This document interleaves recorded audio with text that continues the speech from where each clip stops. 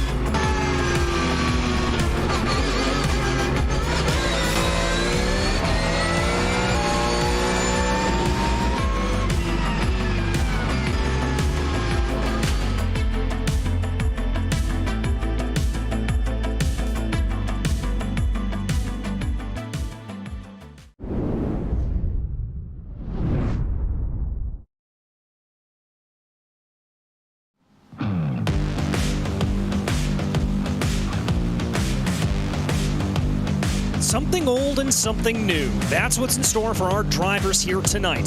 The something new is Oschersleben, a bit of a power circuit in the heart of Germany. But first up is Mosport, a gem of a Canadian circuit located right in the Great White North. This test of talent really hasn't seen a change since its construction first in 1961.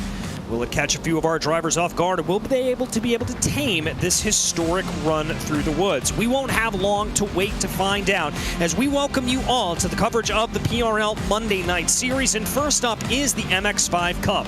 My name is DJ Clark, joined here in the commentary booth by Joey Tebben with our director and producer Hugo Luis behind the scenes. And Joey, this Mosport circuit, it catches everybody out, it seems like. It's always a track that is willing to grab you when you least expect it.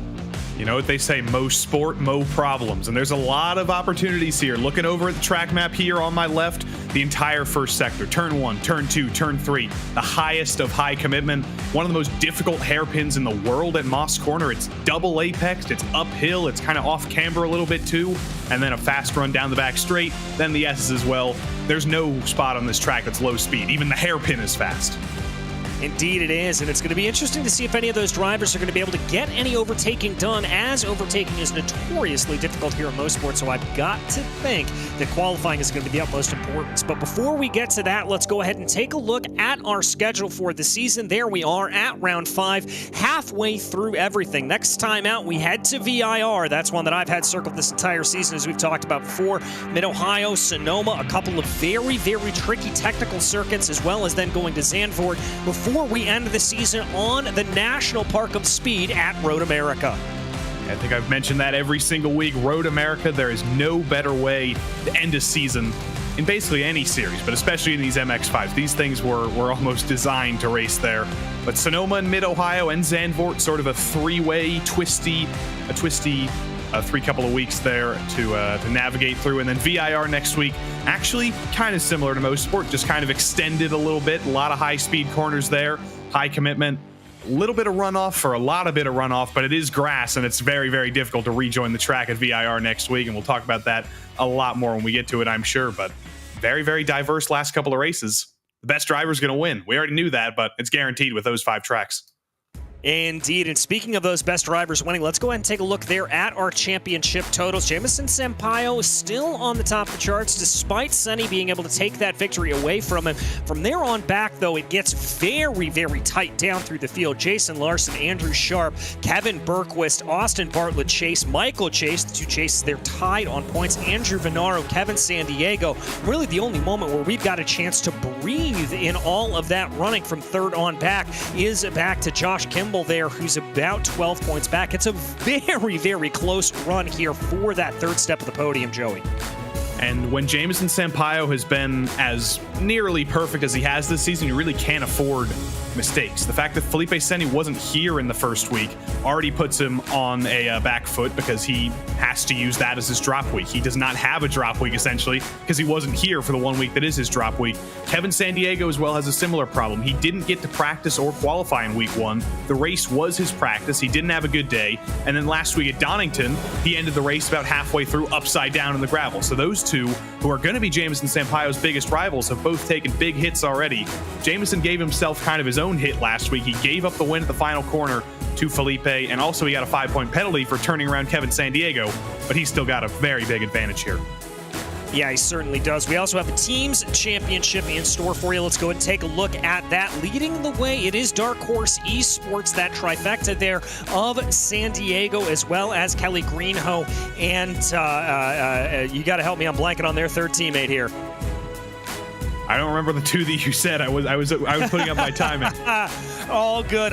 Kelly Greenhoe and Kevin Sandiego there up at the top. But Crikey Esports Ryan trying to Kings. close in. There he Ryan is. Kings, thank you very much. As Unlimited Slip and CFPM Sampaio starting to creep their way up the orders. Whataback Racing holding on to 5th after claiming the championship last year. Hub Racing, Fossil Racing, YS Motorsports, Apollo Racing Club, and Sperati Motorsports rounding out your top 10. So a little bit closer there, particularly up at the top of the charts. But before we get into that racing action, let's go ahead and thank our sponsors for tonight's event. First and foremost, it is VCO, the virtual competition organization, without which none of our action here tonight would be possible. So a big shout out to them. We also want to thank Advanced Sim Racing, owned and operated by passionate sim racers. Advanced Sim Racing designs and builds the sturdiest and most durable aluminum profile racing simulation cockpits available in the market today. All PRL members also get a 5% discount on ASR products by using the Precision5 coupon code. We'd also like to thank Racebox Sim Racing. Racebox offers mid and high-end button boxes for sim racing enthusiasts, from the casual gamer up to the most meticulous sim racing driver. Competitively priced and carefully handcrafted, our button boxes are an enjoyable addition to any sim racing setup. Visit raceboxsimracing.com to get a 5% discount code by using the Precision5 coupon code. We'd also like to thank RaceLab apps. RaceLab helps you to improve your driving skills. With modern overlays, race statistics, and native VR integration, you can get the best out of iRacing. Start using it now for free at racelab.app. Also thanks to the Butt Kicker. Butt Kicker products provide an incredible immersion and realism to every game. Feel every nuance and truly put yourself in the driver's seat. And finally, we'd like to thank Ninja Trader. Ready to compete against the financial markets? Supporting over 60,000 users across the globe, Ninja Trader provides award-winning trading software and brokerage services. Ninja Trader is always free to use for advanced charting, backtesting, and trade simulation. Visit ninjatrader.com to get started with a risk-free trading simulator and start tracking your performance. Well, with the business of the day done, it's time to get to the racing of the day. And up at the top of the charts right now, it is Kevin Sandiego leading the way, but only by about 0.2 of a second. And Joey, that's about the margin that we saw for the number 88 in practice. It looked like Sampaio just didn't quite have the ability to catch up to Sandiego there, and it looks like that's playing true here in qualifying as well. And at a track like this with that long back straight, Jameson's problem here is that he doesn't really have any teammates to work with. He has Felipe Senni to work with, who isn't explicitly his teammate, but they have been allied, and that really came to show itself on the last corner of last week's race. But he's going to steal a little bit of draft here from from Ryan Kings rather. It's not been a good night for us remembering Ryan Kings' name. I can only apologize, Ryan, but Jameson's trying to steal a little bit from the Dark Horse Esports teams because he doesn't have his own teammates to steal a draft from. Yeah, he doesn't, although here is a driver that is having one heck of a night. Jerome Stanton at the number 74 Fossil Racing, putting in a 6th place performance right now. That's one of the better performances we've seen out of the Fossil Racing crew, so want to be able to give them a little bit of a shout out there. It's very close running up and down through this field here at this point. We're not seeing any gaps over 5/10 of a second here as we ride on board with Stanton coming through the S's, coming down through whites. Joey, you talked about just how difficult it is to get everything right there, and you can see Jerome really sawing at the wheel trying to get everything together. And that lap, not especially good, about a full second off the pace. He's going to try again to improve. You can see, even in turn 1 there, where he just throws it off the road, in these MX-5s, it is not flat out through there. In some cars with higher downforce, you can basically get away with just the tiniest of lifts through turn 1, but you've got to do a much bigger lift in this car. Through turn 2 as well, he's doing a little bit of rallycross. That's going to happen to at least one driver on lap 1. I can guarantee you're just going to get stuck out there on the grass, and it's almost impossible to rejoin just because of the shape of the track and the motion you're making there. And this final corner here, again, we'll see it with Jameson Sampaio. It's a weird late apex, and you don't want to throw it out in the grass on the outside because your lap will not count, and Jameson just did exactly that. So that lap will not improve, and it won't count anyway. Yeah, won't it? A very, very difficult corner there. You mentioned here a lot of the cars we're used to seeing around Mosport tend to be those GT4s, GT3s. This is a big, big circuit for club racing a lot of times, and we're used to seeing cars with just a modicum of downforce around here, but these MX-5s, of course, don't have any, and that really creates a different challenge for a lot of these drivers. Let's stay on board here with Kelly Greeno, driver the number 12 for Dark Horse Esports, brings his car down there through the S's. That right-hander, always very, very tricky to get right where you've got to feather the throttle. Good clip of the curve there. Let's see how he handles this final corner. Another little clip of the curve, doesn't throw it out into the grass, so that's perfect. Doesn't look like it's going to track to improve here at all, but you could see through the S's there. This car has so little power, and this track is such a momentum track that you need to be able to highly commit through every single corner. You need to find the limits, which Kelly Greenhoe just went a little bit over, but it's a momentum track in a car that has no power. You need to be maximizing your speed through every single one of these fast corners, and you need to be extending yourself as far as you can possibly go without throwing it off the track. Yeah, very true. It is all about momentum, momentum, momentum. We ride on board here with the number 67 working his way down the backstretch. Pierre Robitel right now currently in 11th place. That's a good qualifying for him. That's about halfway, a little bit farther up than halfway through the field, so good to see that. Let's see now how that 67 takes it. Many different kind of angles you can take through that first part of the S's, whether you want to take a late apex, diamond off the corner a little bit. Looked like he was a little bit off the corner there, and he's going to be coming down pit lane. It's a tricky pit lane too, so good on him to get a little bit of practice here in the couple last minutes of qualifying. Jason Larson has been the epitome of consistency this season. That's why he's still up in third in the championship, I believe, after 4 weeks here.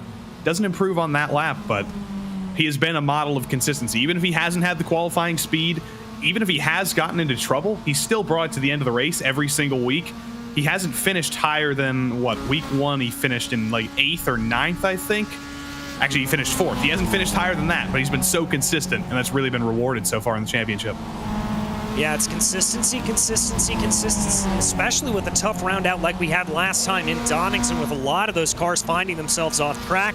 Here is Stanton. We talked a little bit before about Jerome having that good qualifying run. He's going to bring the car to the line there a little bit slow, call it about 0.7 of a second off of his best time. The current time that everybody is chasing here is a 1:33 flat set by Kevin Sandiego. Here is Austin Bartlett Chase, though, following behind Chase the senior, trying to improve on a 1:33.3. Maybe that little bit of a help of the draft can be able to pull him along and maybe get a little bit of a better time here. It's tracking very well out of the final corner at the very least, but it's not going to track well enough. Still about 0.5 slower, but you can see the effects. A lot of drivers without drafts who are around Austin Bartlett Chase's speed range, I would say, we're running, 130 or 134s, maybe even up in the 135s, but he had a little bit of a draft there. That's what was able to get him down into the 133s, and that shows you how much more he really needs to be able to fight with Sampaio and Kevin Sandiego for the pole. Malcolm Foster, I think, was out for the last couple of weeks. He's back this week. A little bit of a drift through the final corner. It was tracking pretty decently there, but he lost all the time he was about to improve with just that wiggle through the final corner. Well, and it's like you said, because you've got to carry so much momentum through these corners, just the littlest mistake that you can make coming through one of those final corners could be enough to really, really scupper your lap. Now, here is Frank Klein in the number 52. He's going to be bringing his way down the Mario Andretti straightaway. He's going to be getting a nice little draft here off of Buddy Chamberlain. Chamberlain, who's 25th in the running right now up in front of him. And that draft is going to be huge, not only in qualifying here, Joey, but I think in the race as well. We're going to see most of the passes, if they do get made, probably being sent down into the S's here off of the Mario Andretti straightaway. It's the best place to make the move because it is the only straight on the track. You might think normally at any other racetrack the hairpin might be the best place to go. Frank Klein gives us our first spin of qualifying here to distract me from my anecdote there. We've seen these MX-5s get very, very spinny in race conditions in previous weeks. And at a high commitment track like this where you're getting loose through every single corner with the high commitment, we might see those spins come back to bite a lot more drivers this week. But like you were saying, right here, this is going to be the best place to make a move, whether you're diving into the inside or the outside, pulling some sort of switch back through the S's, get the driver in front of you offline. That's the best way to make a pass at most sport in these cars. Let's keep an eye here on Jamison Sampaio, currently tracking a little bit off the pace right now, but let's see if he's able to improve on that 133.2. He's going to cross over the line with a 132.8. Did that count? Yes, it did. Sampaio jumps up to the top of the charts. With no help on that lap either, unless he passed somebody in the background there to get a little bit of help. I see Felipe Seni in the background there, but I don't think he gave him much help. That is a huge lap time for Jamison Sampaio. Kevin Sandiego also has no help ahead of him. We'll see if he can match that. He can find an extra 10th.5 with no help. He's going to back off to get some help. Where in the world is Kevin Sandiego? Well, he's behind his teammate Ryan Kings, and we'll see if Ryan Kings can drag Kevin Sandiego to pole, and Kelly Greenhoe too. Yeah, we'll have to see indeed here as they work their way through all of those 3 mini horsepower teammates working together there. Looks like Sandiego got a pretty good run off of the corner, but that's not going to be enough to improve. But Ryan King's finally putting in a good representative time. That's going to see him come up into 5th. And if things stand the way they are, which they probably won't, we may see a few more times fall here. He will be starting alongside his teammate of Kelly Greenhoe. We ride on board with Seni right now as he works his way down the back stretch. Looks like he's pretty much in an island unto himself. That is Sampaio there up ahead of him in the distance, but that's a little bit too far off to be getting the draft. If I remember correctly, Felipe Seni told us last week that he'd never driven Motorsport before this week, and I don't think that's hurting him at all. He's been a quick learner here. P4 right now. He might be able to improve on Austin Bartlett Chase's time based on what Jamison did without any draft. But through the final corner, no, it doesn't look like he's going to improve. He's not tracking well enough. But what a quick learner. Never driven Motorsport before tonight. Of course, there's not that many corners. There's not that much to learn, but it's a track where practice is rewarded because that's how you find the limits. That's how you're able to commit 100%. Felipe Seni, learning as quick as he ever has. Yes, indeed he is, and I'll tell you who else is learning and doing a good job here. That is the Team Mini Horsepower trio right now running in a group together. It looks like Kelly Greenhoe just set a purple sector there through the second sector. Let's keep an eye on Kelly. There may be a little bit of a time here to be able to gain for the number 12. You can see just how much wheel he is having to put in there coming through the penultimate corner. Now down into whites, takes a big clobber of that curb. Is Kelly going to be able to do anything here? He comes to the line. What is that time going to be? That's good enough for P3. Great improvement there. He got a double draft from both of his teammates. That really helped him, but he needs a little bit more to be able to fight on that front row. Kevin Sandiego and Sampaio, as usual, kind of the classes of the field here. And now I think what Kelly's going to do and what Nathan Miller in front is going to incidentally do is they're both going to give Kevin Sandiego a huge draft here to try and get him to be able to fight back in the fight for pole against Jamison. Yeah, we're going to have to see how that plays back and forth here. And, of course, that promotion for Kelly Greenhoe has demoted Austin Bartlett Chase here for the moment. Bartlett Chase here getting a nice little toe off of Christian Liziak there. He's going to be able to pull himself out in front and keep on going. The number 17, we've seen some good performances out of him over the course of this year. Still trying to claw his way up to be able to get his first podium this season. But with the improved pace that we've seen out of that tricolored number 17, I wouldn't be surprised if he is able to finally break that duck. A little bit wide for the first half of the S's there. That's going to set him offline through the second part, and he's already a little bit wide. I think he had to lift a little bit there as to not throw it into the grass. And yeah, he's not going to be able to improve. Still 0.6 off there. But we ride on board now with Kevin Sandiego. I think he did get a little bit of a draft down the back straight. I think Kelly Greenhoe pulled off. And it's about that time of the week with 1 minute 30 to go. He'll take you for a ride on a fast MX-5 at Motorsport. Tell me where in the world is Kevin Sandiego? We'll figure out in about 3 seconds. It would be a Monday night without that. It looks like Sandiego's going to be a little bit off there, about 0.6 off.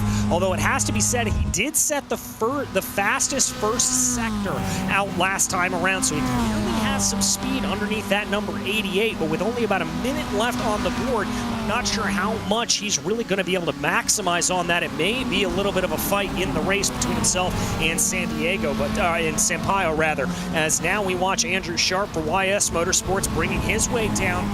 The S is a little bit of loosey-goosey in front of him, and I think that was some instant fixation there for the YS Motorsports driver. And that was Frank Klein ahead, who did exactly the same thing again. So two drivers both clearly struggling with some loose setups here. Loose can be fast, especially at a track like this where you're committing 100% through every single corner. You're making these tires struggle very, very hard. But Felipe Senni jumps up to second place. He's going to displace Kelly Greenhoe from behind his teammate now. And Kevin San Diego is going to try and steal a little bit of draft from the 978 to Josh Kimball down the back straight. Let's see what he's got here as here comes San Diego coming down to the line. Looks like Austin Bartlett Chase not going to be able to improve, but he'll get one more bite at the apple with 3, 2, 1. No time left on the clock. Michael Chase able to improve up to 6. Lysiak able to improve up into 10. So we're going to have to see here if San Diego is going to be able to get anything. I'm not seeing any personal best being set down, and indeed, Kevin San Diego is going to pull it down pit lane. The best he's going to be able to do is P2. And all he can do when race time comes around now is stick with Jamison Sampaio. That's what he needs to do. He needs to make sure he doesn't lose him on lap 1. Needs to make sure he doesn't fight too hard with Felipe Senni. Kevin Bergquist to the line doesn't improve. Ian Cabana, and I think Malcolm Foster might be a little bit further back. Crikey Esports all trying to work together. Ian Cabana found an improvement, but his teammates didn't, unfortunately. This is some bad news for other drivers there. Jamison Sampaio getting a very, very nice toe up in front of him as they work their way down the backstretch, but I think that may close him off just a little bit. That's the number 81 of Senni directly in front of him. They're probably working in consort together here, but they're both going to dive down pit lanes. Sampaio and Senni not going to be able to improve there. We focus back now on Michael Chase as he works his way around behind the number 17. That's a familiar car to him there of Austin Bartlett Chase. He'll get a nice little effect of the draft down the back straightaway. Let's see if these two are able to improve from 5th and 6th, respectively. Michael Chase had a huge lap the last time around. There was a huge jump up the board for him through the final corner, really committing it in there, trying to find every last tenth. He was a little bit wide on exit. Might have damaged his run just a little bit there, and no more time left on the track. Eugenio Polici found a little bit, so there is still definitely time if you can find it. Looks like David Van Roy is going to be the last driver who's got a legitimate shot at it. Yeah, and a little bit surprising here to see Van Roy all the way down through the field. We've talked at multiple points about how that number 4 has qualified very well, and it's just sort of been the luck of the race gods that has come out to bite him. And indeed, he's going to pull that car down pit lane. So that is going to be it for qualifying. That will wrap everything up from Canada's home of motorsports here, and we get ready to set our grid, Joey. We are ready, and Kevin San Diego sees that driver in front of him, wants to fight him very, very badly. Yes, he does. And on that front row, it's going to be Jamison Sampaio, followed by Kevin San Diego. Felipe Senni and Kelly Greenhoe will line up behind them. Then it's going to be the all-chase row 3 with Austin Bartlett Chase leading Michael Chase for 5th and 6th. 7th place will be Ryan Kings, followed by Eugenio Polici there with an amazing lap put together there at the last minute. Andrew Sharp's going to be in 9th, followed by Jerome Stanton. Then it'll be Christian Lysiak and Mark Kalin in row 6. Row 7 will be Kevin Bergquist, followed by David Van Roy. Andrew Venaro and Pierre Robitaille will be in P16. 17th will be the Crikey Esports driver of Ian Cabana, and then it's going to be Josh Kimball in P18.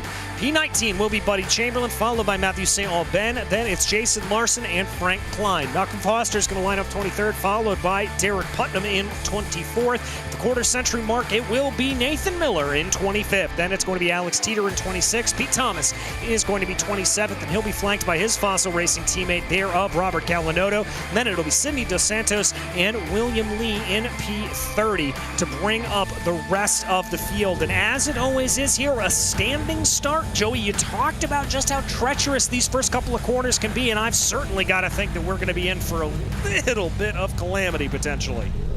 Turn 1's going to be pretty easy days with the standing start because you're going to be approaching at a slightly lower speed. You will likely actually be able to take it flat out, but turn 2 on those colder tires as you're trying to warm everything up, as you're trying to get going, that's going to be treacherous. Turn 3 is going to be treacherous. The hairpin's going to be treacherous for the full pack of cars.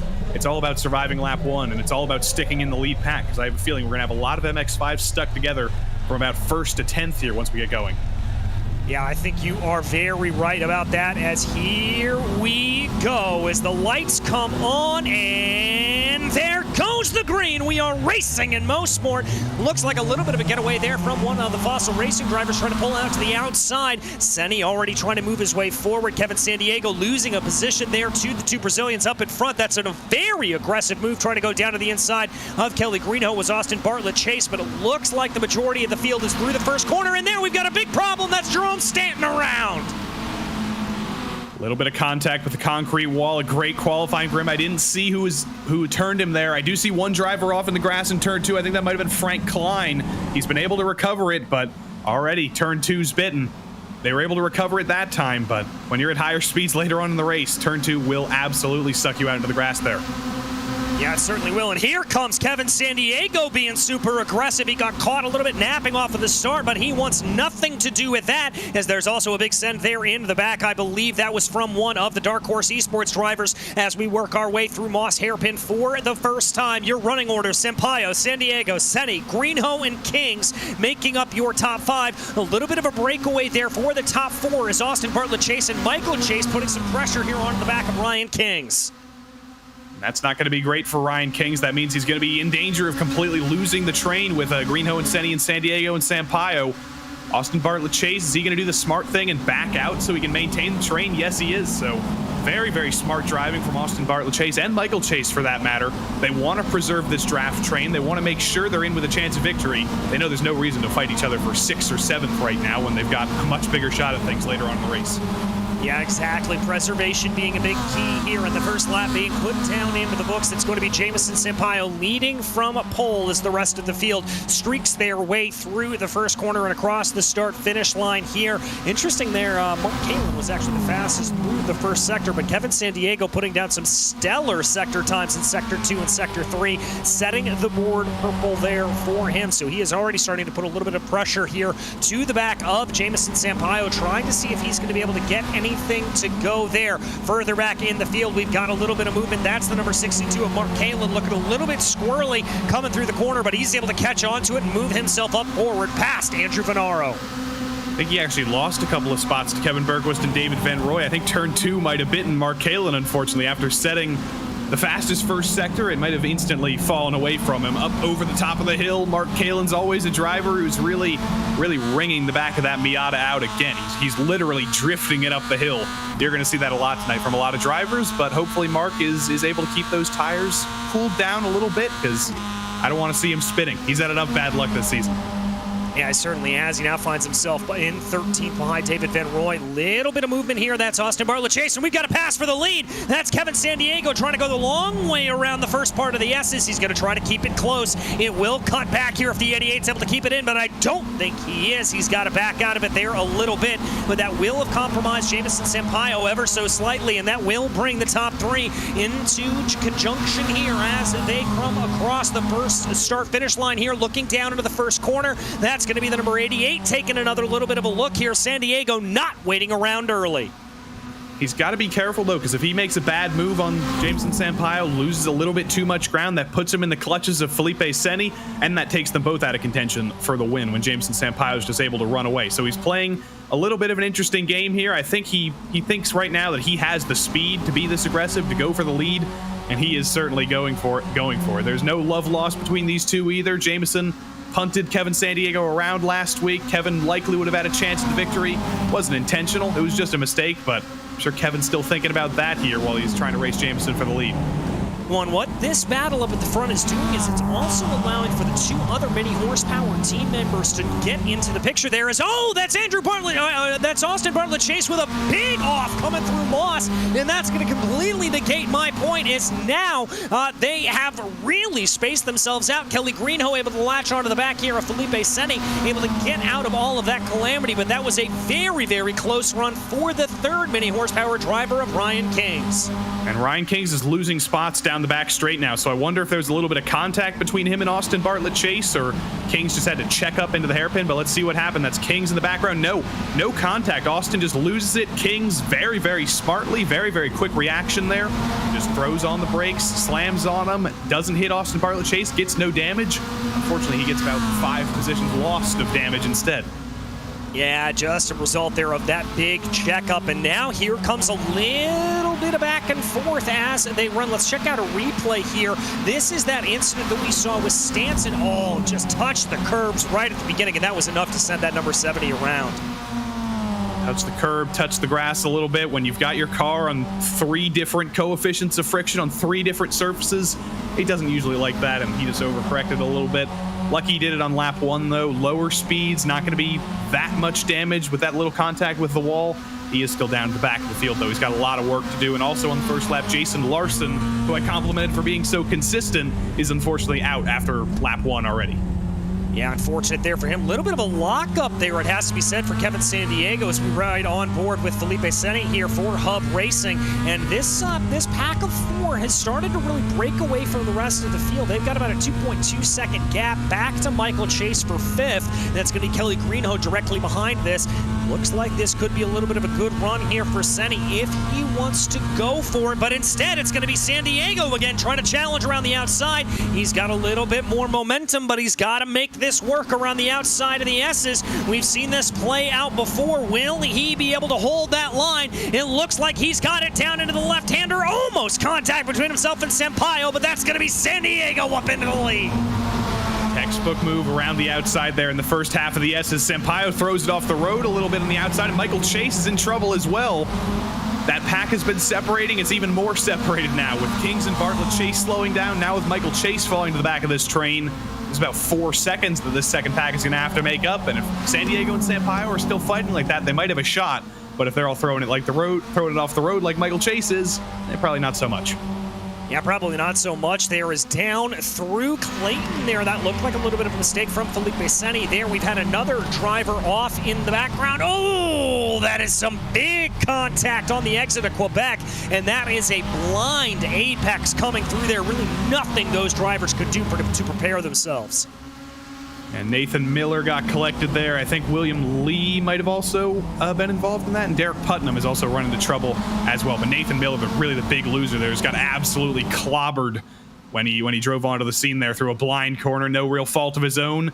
Now we see, can Jamison Sampaio repay the favor to Kevin Sandiego? Does he even want to remake the move on Kevin Sandiego, or could he potentially be content here to just run in second, know that he has a little bit more speed than Kevin Sandiego, and just save a little bit of fuel?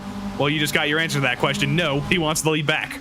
Yeah, he's going to try to do that exact thing that we saw Kevin Sandiego do on the last time. Hold it around the outside there of that first corner. Looks like Sandiego's going to try to fight him back a little bit.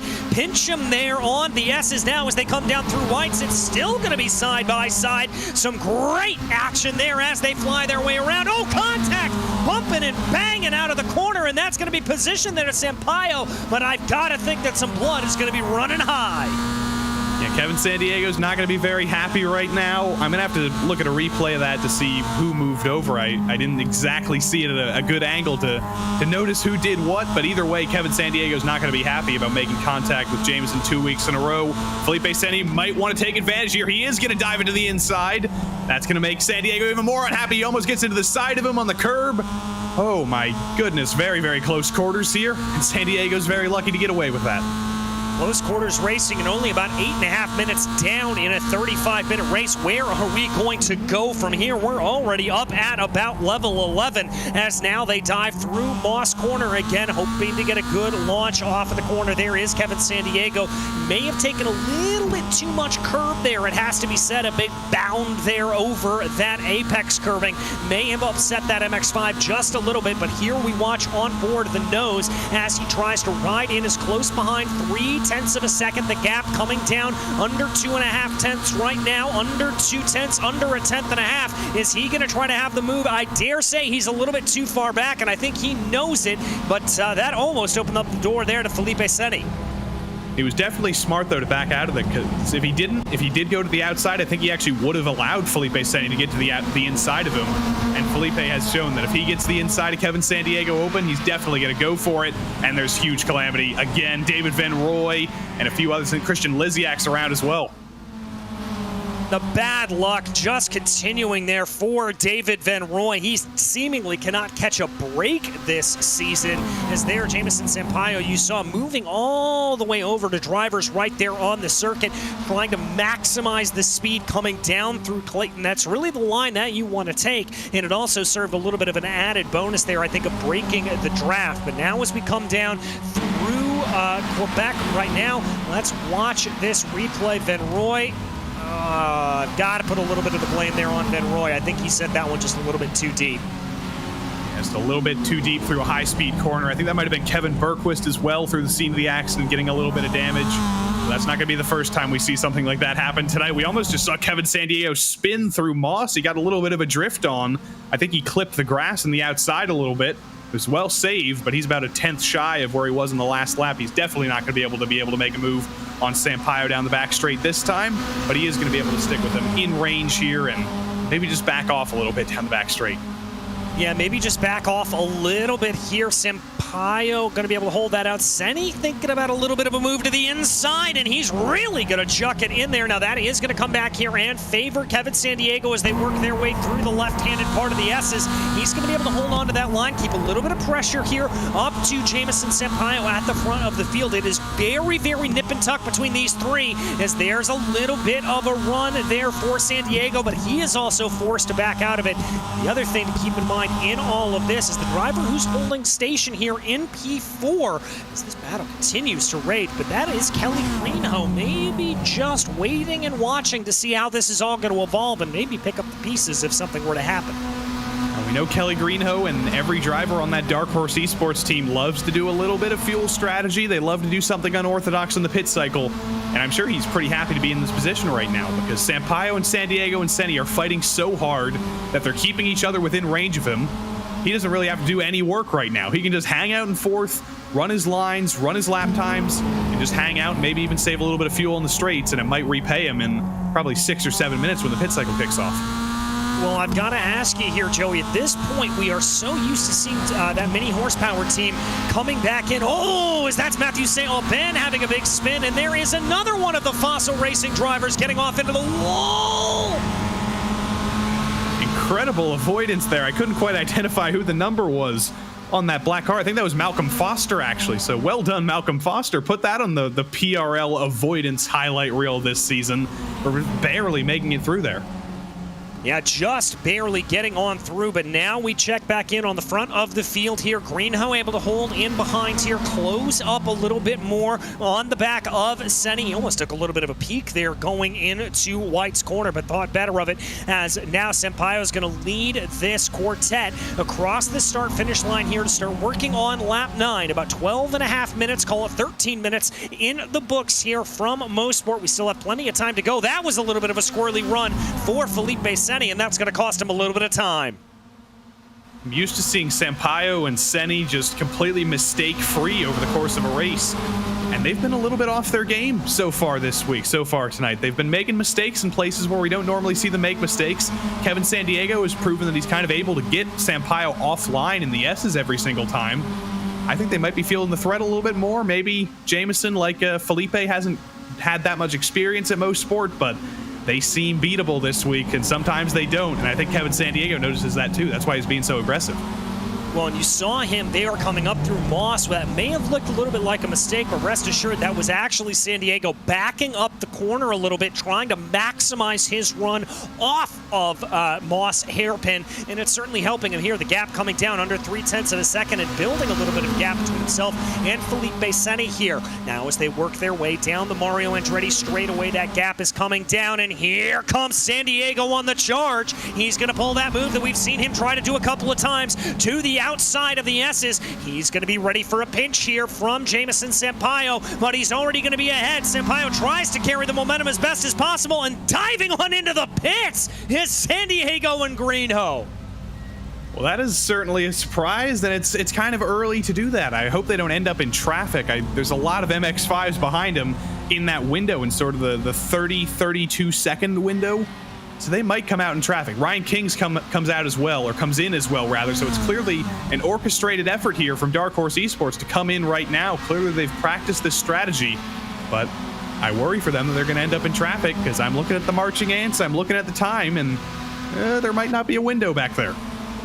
Yeah, there may not be, and this could be advantage to Sampaio and Senni here up at the front of the field. Keeping my eye back on Kelly Greenhoe as he's going to be able to eke his way out there. And that's a long stop for San Diego. I think he may have sped down pit lane.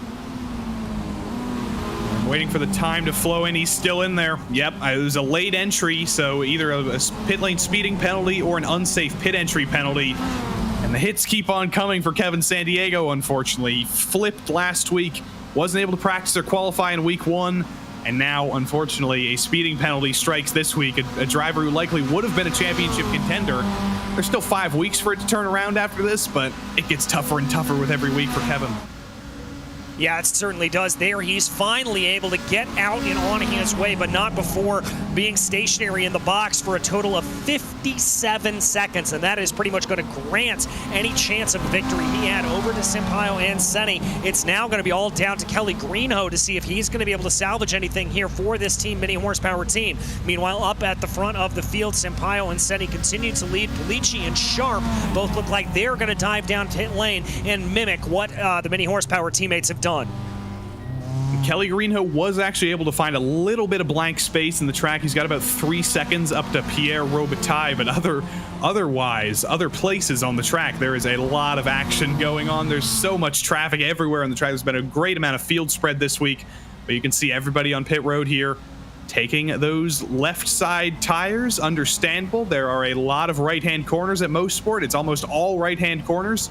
So a lot of drivers electing to take left side tires this week, and they exit back out. Venaro and Sharp and quite a few others all doing that strategy. Yeah, Mark Kalin is there as well, coming out in the back of the pack there for Whataback Racing. It looks like that's going to deposit him.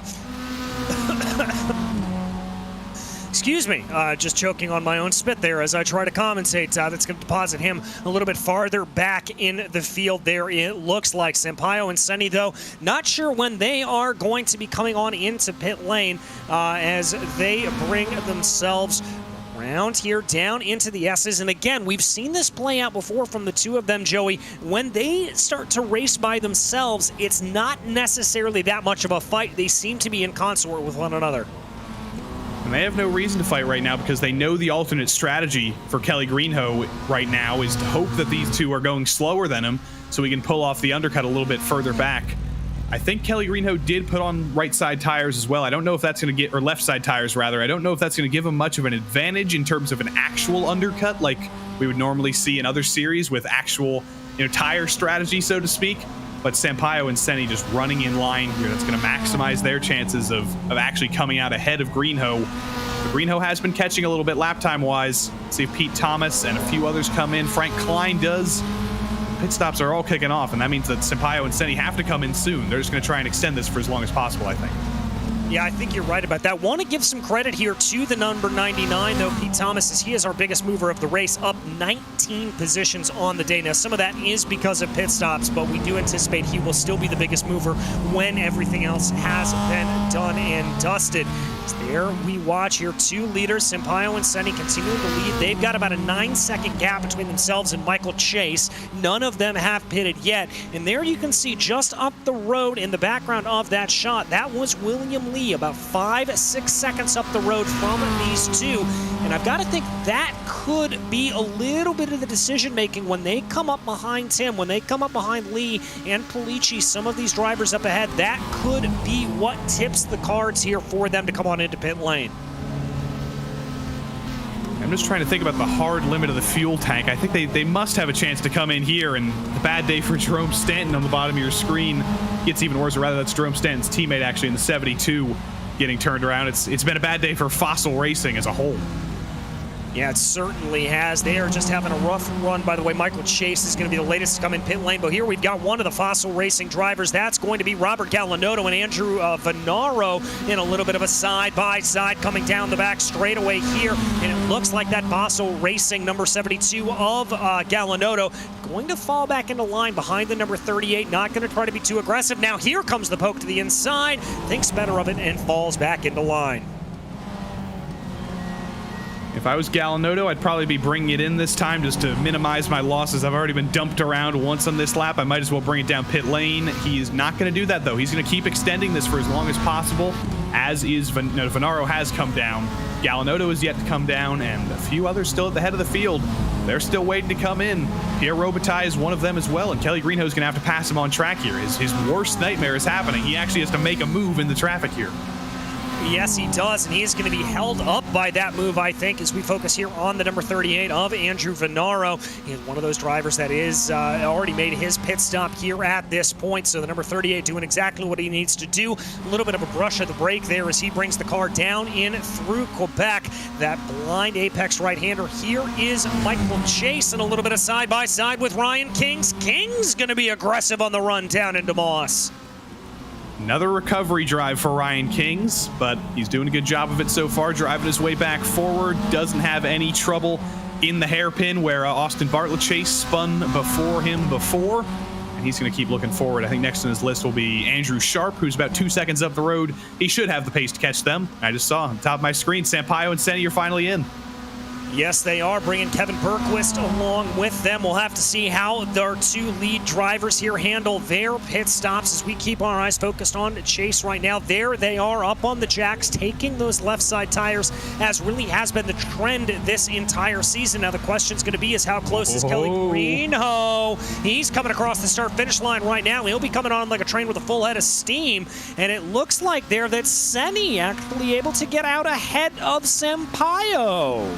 Yeah, that's what I was ho-ho-hoing about. Felipe Senni beats Jameson Sampaio off pit road. That's a surprise. We haven't really seen that happen before. Jameson was just a little bit sluggish coming out of the box, and Felipe completely jumped him. About 2 seconds slower in the box was Jameson Sampaio, and that wasn't even the thing that made the difference. It was just on acceleration. Felipe Senni was just so much quicker getting it out of the box with no wheel spin. He's got a 1.4 second lead now. And that is a good lead to be able to try to hold on here. The question's going to be if they are able to hold it out. If Senni's going to be able to hold this out, we know the outright pace of Jameson Sampaio, and I've got to wonder how that's going to play. But as of right now, as you said, Joey, 1.2, 1.3 seconds, that's enough to be out of the draft, so that is good news there for them. Kalen right now having a little bit of a battle with Josh Kimball a little bit farther back in the field. There's, Mark Kalen. As soon as we cut to him, he throws it off the road. I was about to say, that's a very Mark Kalen move coming into the hairpin. You can see the rear end of that car sliding a little bit, and unfortunately he decided on that lap to slide it a little bit too much and throw it off the road. Was able to recover, though, and definitely has been running quicker than Josh Kimball for the entirety of this race. He's another driver who's trying to drive his way further forward through the field. He should be able to catch back up to Josh Kimball, but he's got to get out of the endless cycle of warming up those tires and overheating them, because we'll just see more of that for the rest of the race. Yeah, indeed we will, and that's not here what you want to do, especially around a place like Motorsport where you really have to have as much grip as possible coming through those long right-handers. Put so much load on the left-hand side tires of the car, but we watch Kimball there trying to be able to pull ahead. This is right now the number 81 of Senni. He has been caught at this point by Jameson Sampaio, trying to be able to close in onto the back of him. Sampaio has been able to bring that gap down by about 0.4 of a second on the last lap. Yeah, the critical thing here in this battle is that Sampaio literally is just faster than Senni, but that is Frank Klein recovering back on the track at the hairpin. He tries to get out of the way as best he can.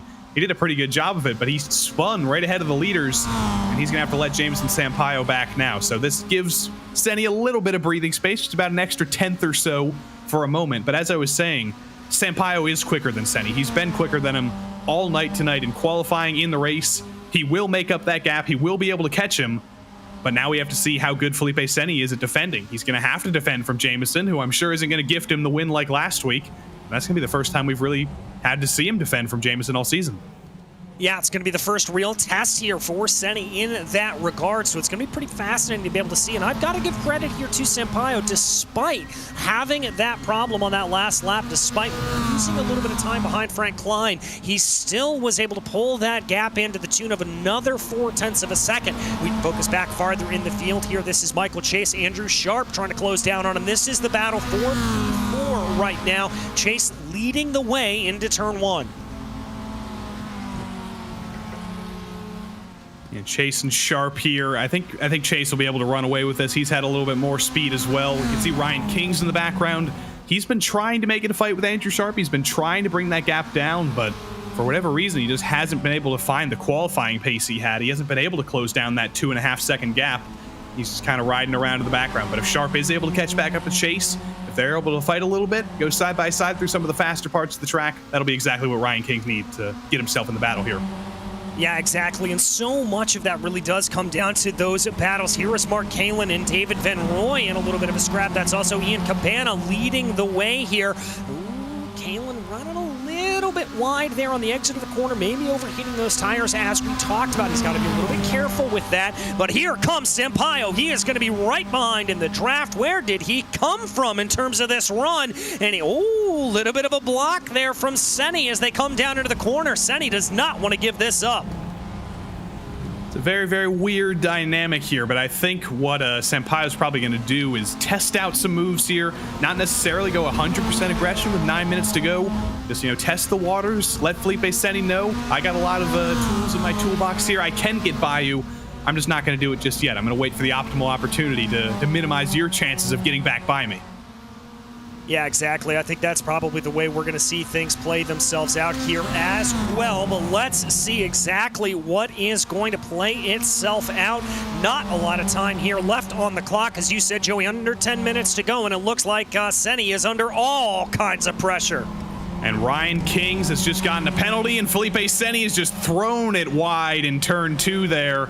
And that is how you give Jameson Sampaio the lead back. Just got a little bit deep there. Was trying to correct it, but he was sliding and sliding and sliding and sliding and just completely opened the door there for Jameson Sampaio.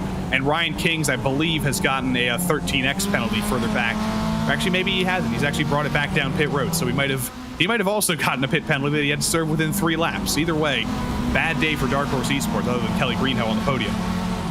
Yeah, very, very much so. A very rough run, but those aren't the battles done and dusted. We've got a good one here. Cabana, Van Roy, Kalin, Bergquist, all of them having to work their way by some lap traffic right now as they go. Kalin looking a little bit squirrely there. Van Roy now maybe trying to think about a little bit of a press up ahead. I think that was Ian Cabana kicking up a little bit of dust, and Van Roy doesn't need to be told twice. He's already on the attack. Great way to take advantage there. We saw Mark Kalin try to peek it to the inside of Van Roy, and he couldn't do that because Van Roy was too busy peeking it to the inside of Ian Cabana. They're going to be 2x2 down the back straight here. Josh Kimball, or rather Kevin Bergquist, is going to try and fight back on Mark Kalin as well. Cabana's going to try and fight back on David Van Roy. It's crazy stuff for every position, but every position in the Precision Racing League pays more points than the last. 8th place is better than 9th place when you're all fighting for these close spots in the championship. You saw like 3rd and 9th, or 3rd to 9th, were separated by like 10 points at the head of the broadcast. So yeah, all these drivers are going to fight very, very hard here, even if it is only for 8th.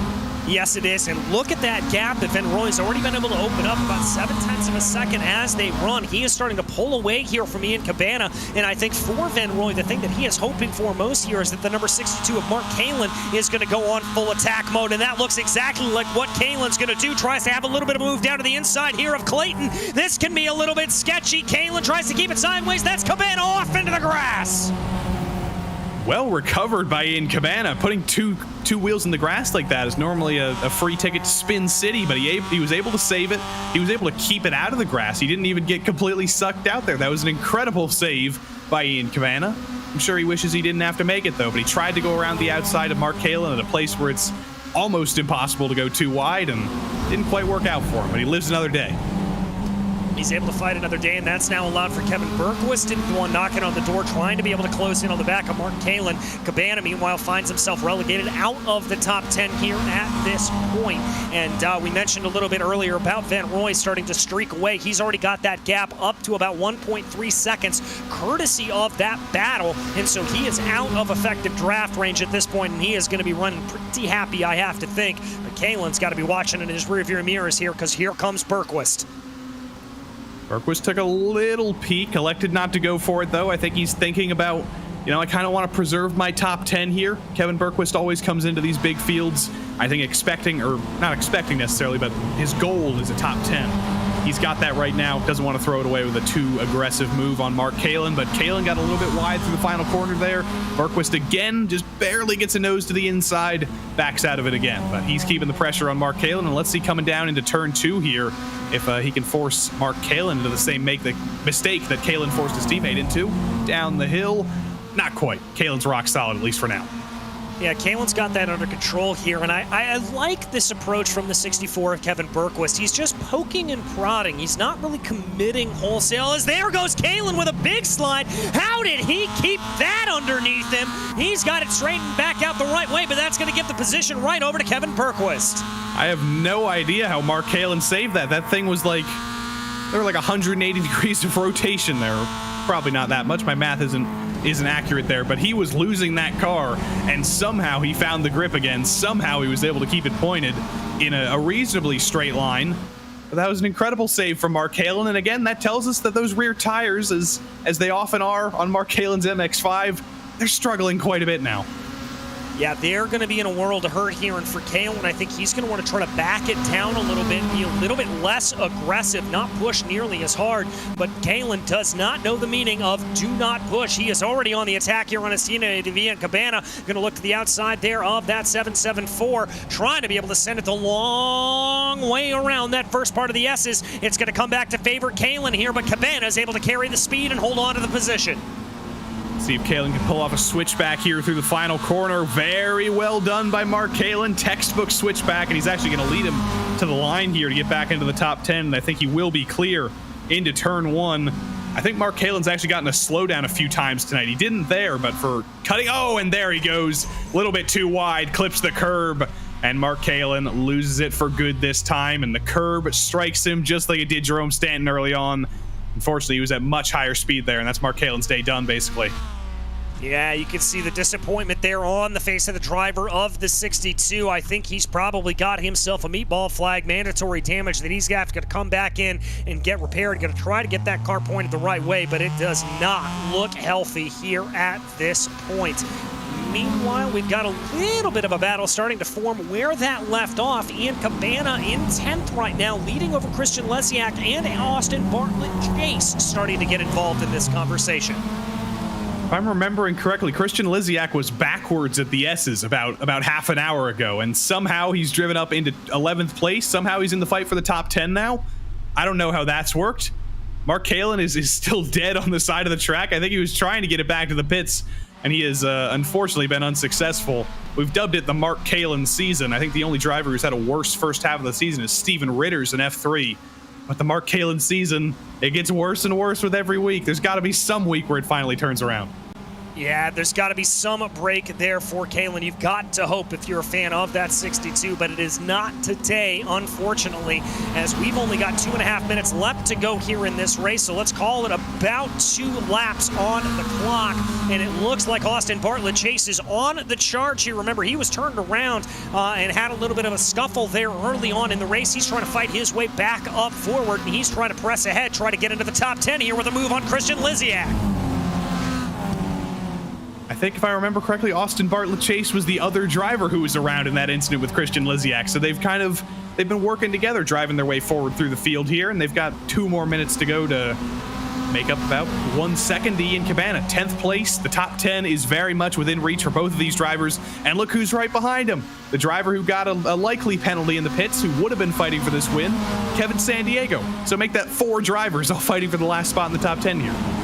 Yeah, they're really all cooking on it here as they all 4 streak their way down into Moss Corner. A lot of momentum carried by Kevin Sandiego as he brought his way through. I'm going to be watching that number 88 to see if he's got a little bit of a run here on Christian Lesiak as your leaders have crossed over the start-finish line. I believe that is 1 lap to go here from Barney the Flagman. 1 lap to go, but here comes Sandiego trying to see what he is going to be able to do here. Is he going to make the move down to the inside up ahead of him? That's going to be the number 17 of Austin Bartlett Chase making a parallel move. Sandiego's got to maximize his points. He can't afford a drop week. He's already used 2 weeks that could have been his drop week. and this can't get any worse. So he needs to likely get these 2 positions, maximize as many points as he can get to keep his slightly lower championship hopes alive for just a little bit longer. He's got 1 more lap to make 2 moves on Bartlett Chase and Cabana. He's definitely got more pace than both of them, but can he get both of them in 1 lap is the question. Yeah, that's going to be the real question there to see if they're able to do it. Here comes ABC, though, looking to the outside, going down into Clayton Corner. He's going to push this way, and that's going to open up a little bit of a door here to Kevin Sandiego down to the inside there off the exit of it, but he's going to be boxed in from Cabana up ahead of him. He's really not going to be able to do much there, and he's going to lose that position that he already gained on Austin Bartlett Chase. Now he's going to try to carry speed around the outside. Loses it out around the outside, but he's going to peek to what will become the inside here down the hill. But that'll be the outside in the hairpin. That's going to be a very, very difficult move to make. Or no, it won't, because Bartlett Chase loses it a little bit of a bumper to Kevin Sandiego in Moss Corner as Sandiego tried to recover there. That almost put Lysiak in contention.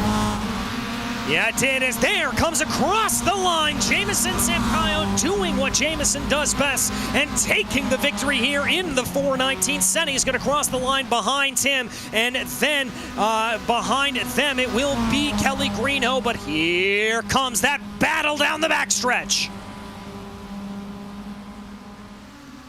Christian Lysiak's just got to be able to stick it around the outside here, but he's not going to be able to. He didn't have the momentum. I think he might have a little bit of damage on the front end of that car, because the second he pulled out of the draft, that car just kind of died out. It hit a wall of air, and unless Austin Bartlett Chase loses it here, I don't think Lysiak's going to have a shot. Unfortunately, Sandiego's going to try and get the top 10, but he's not quite going to be close enough. Not enough time.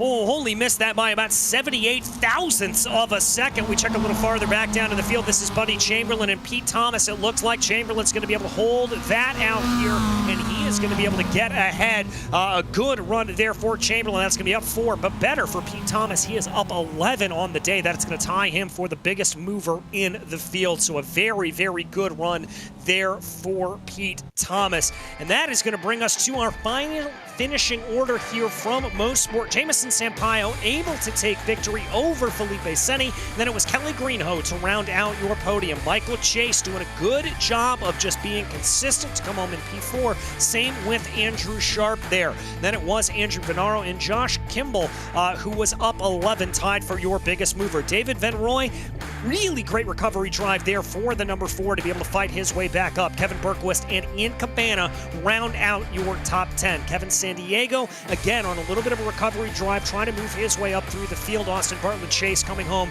in P12 behind him. Then it was Christian Lysiak and Pierre Robitaille there in P14. Buddy Chamberlain in P15, and Pete Thomas, the last driver on the lead lap. From there it was Gallinotto, Frank Klein, Sidney DeSantis, and Mark Kalin, all finishing 1 lap down in 20th. Ryan Kings it was 5 laps down. We get into some drivers here who had some problems on the day. Putnam, Foster, Pulici, Lee, Miller, Stanton, St. Aubin, Alex Teeter, and Jason Larson, all unfortunately running into problems.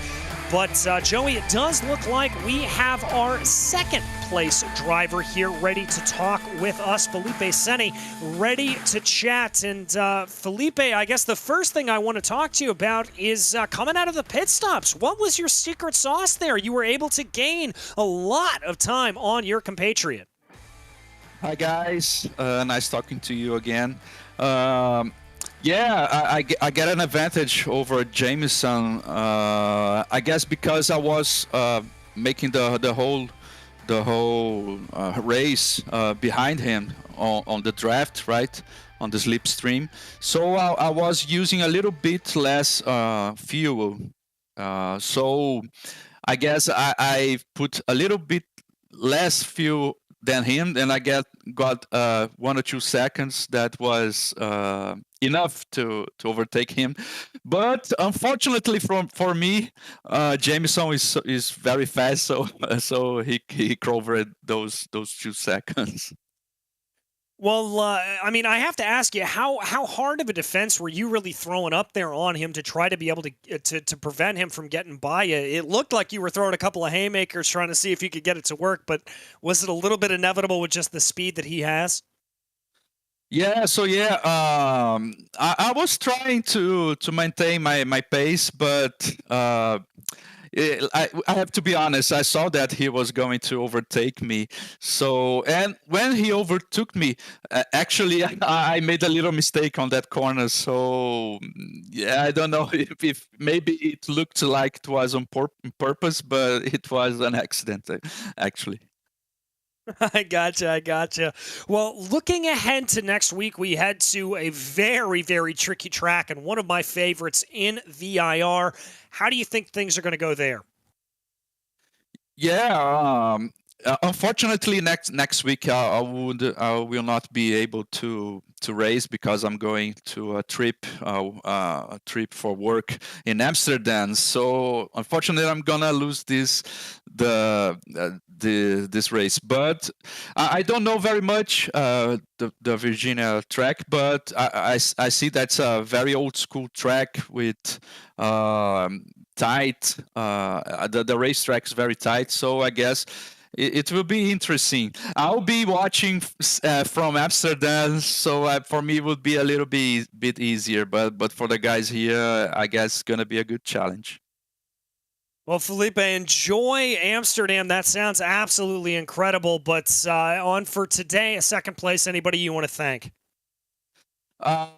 I just want to take my family, my father, my mother, who are always watching the races. Thank you guys once again. Thanks Jameson. He had to leave early this week as well. So thank you Jameson, who's my teammate, as I said last week. And yeah, that's it. Thank you everybody. Let's make it happen in the next race.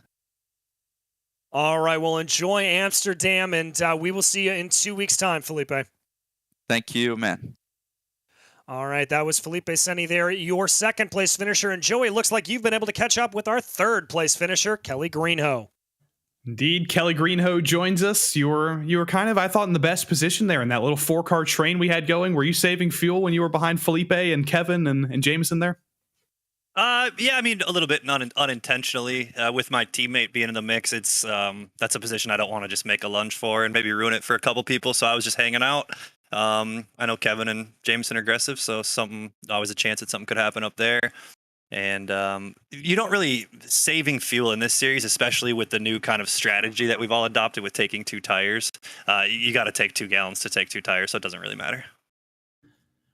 So how did that strategy work out for you with the early pit stop? We saw you were trying to go for the undercut. I think you ended up in a little bit of traffic with Pierre Robitaille. Is that what made the difference in the battle for the win? Honestly, I think it's just some tracks the undercut's a little better than others. You know us, my team, Ryan and I, and now Kevin, have always kind of liked to do that early pit. Always seems to work out well. I mentioned to Kevin that I should probably stay with. We had that draft. Those guys are fast, and we were slowly pulling a 10th or 2 on Chase and those guys behind us. 2, 3, 4 seconds.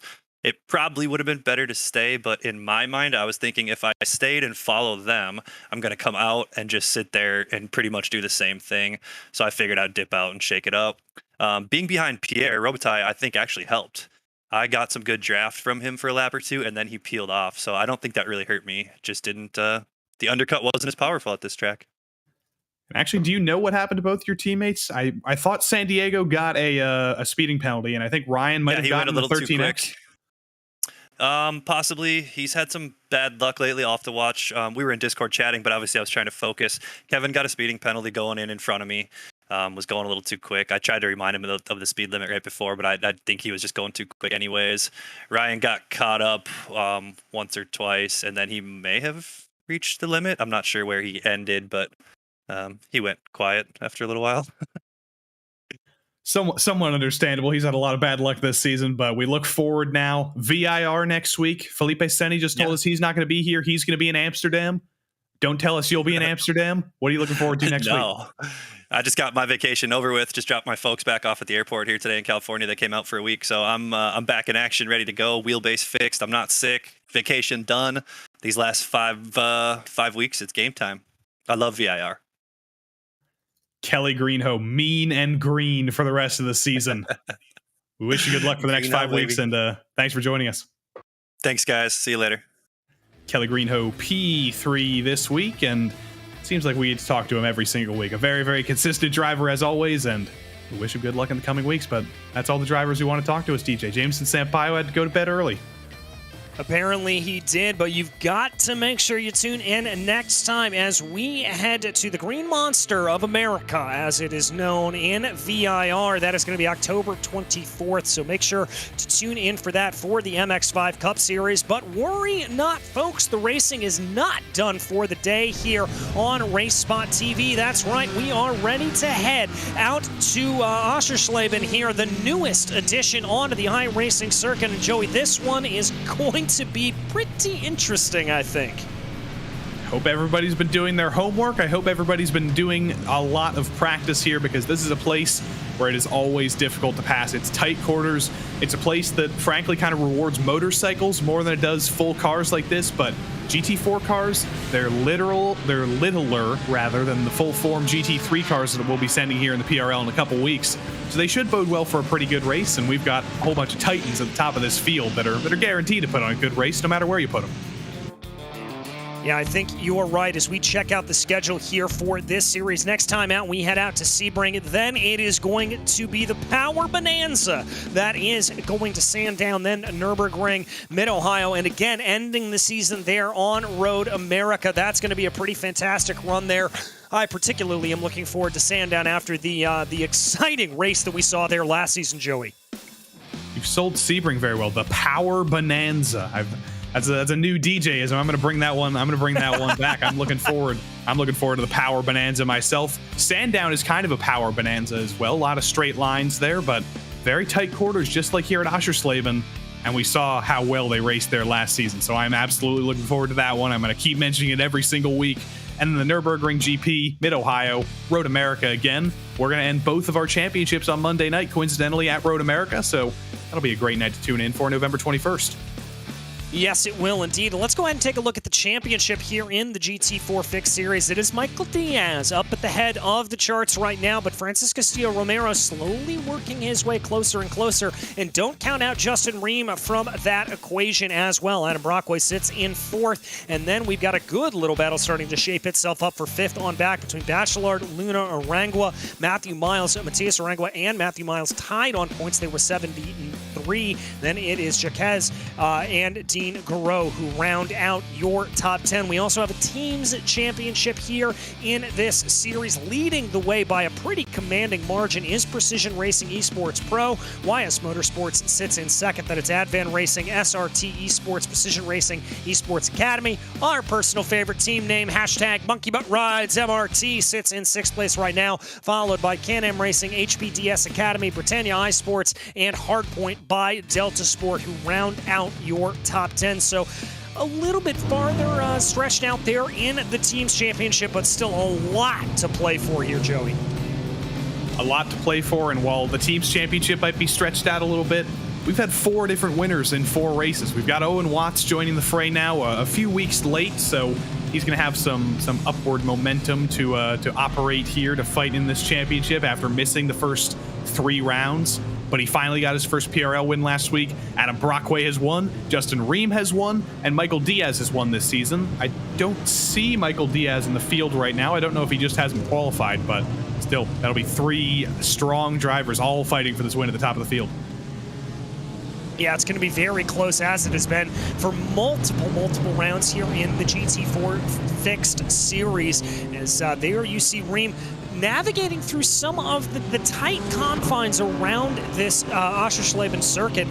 Definitely going to be one of those that rewards a lot of bravery slinging these cars through the corners. You've got to be very, very aggressive on the curbs to be able to get anything done. Especially there through turns 8, 9, and 10. That is a very, very high commitment part of the racetrack. It's almost like some of the corners at Sandown. It's almost like that corner after the back straight, turn 6, and then 7, 8, and 9. It's a lot of corners in one corner. And then the rest of the lap, it's almost like Mugello in a way. I'd compare it to that more closely than anything.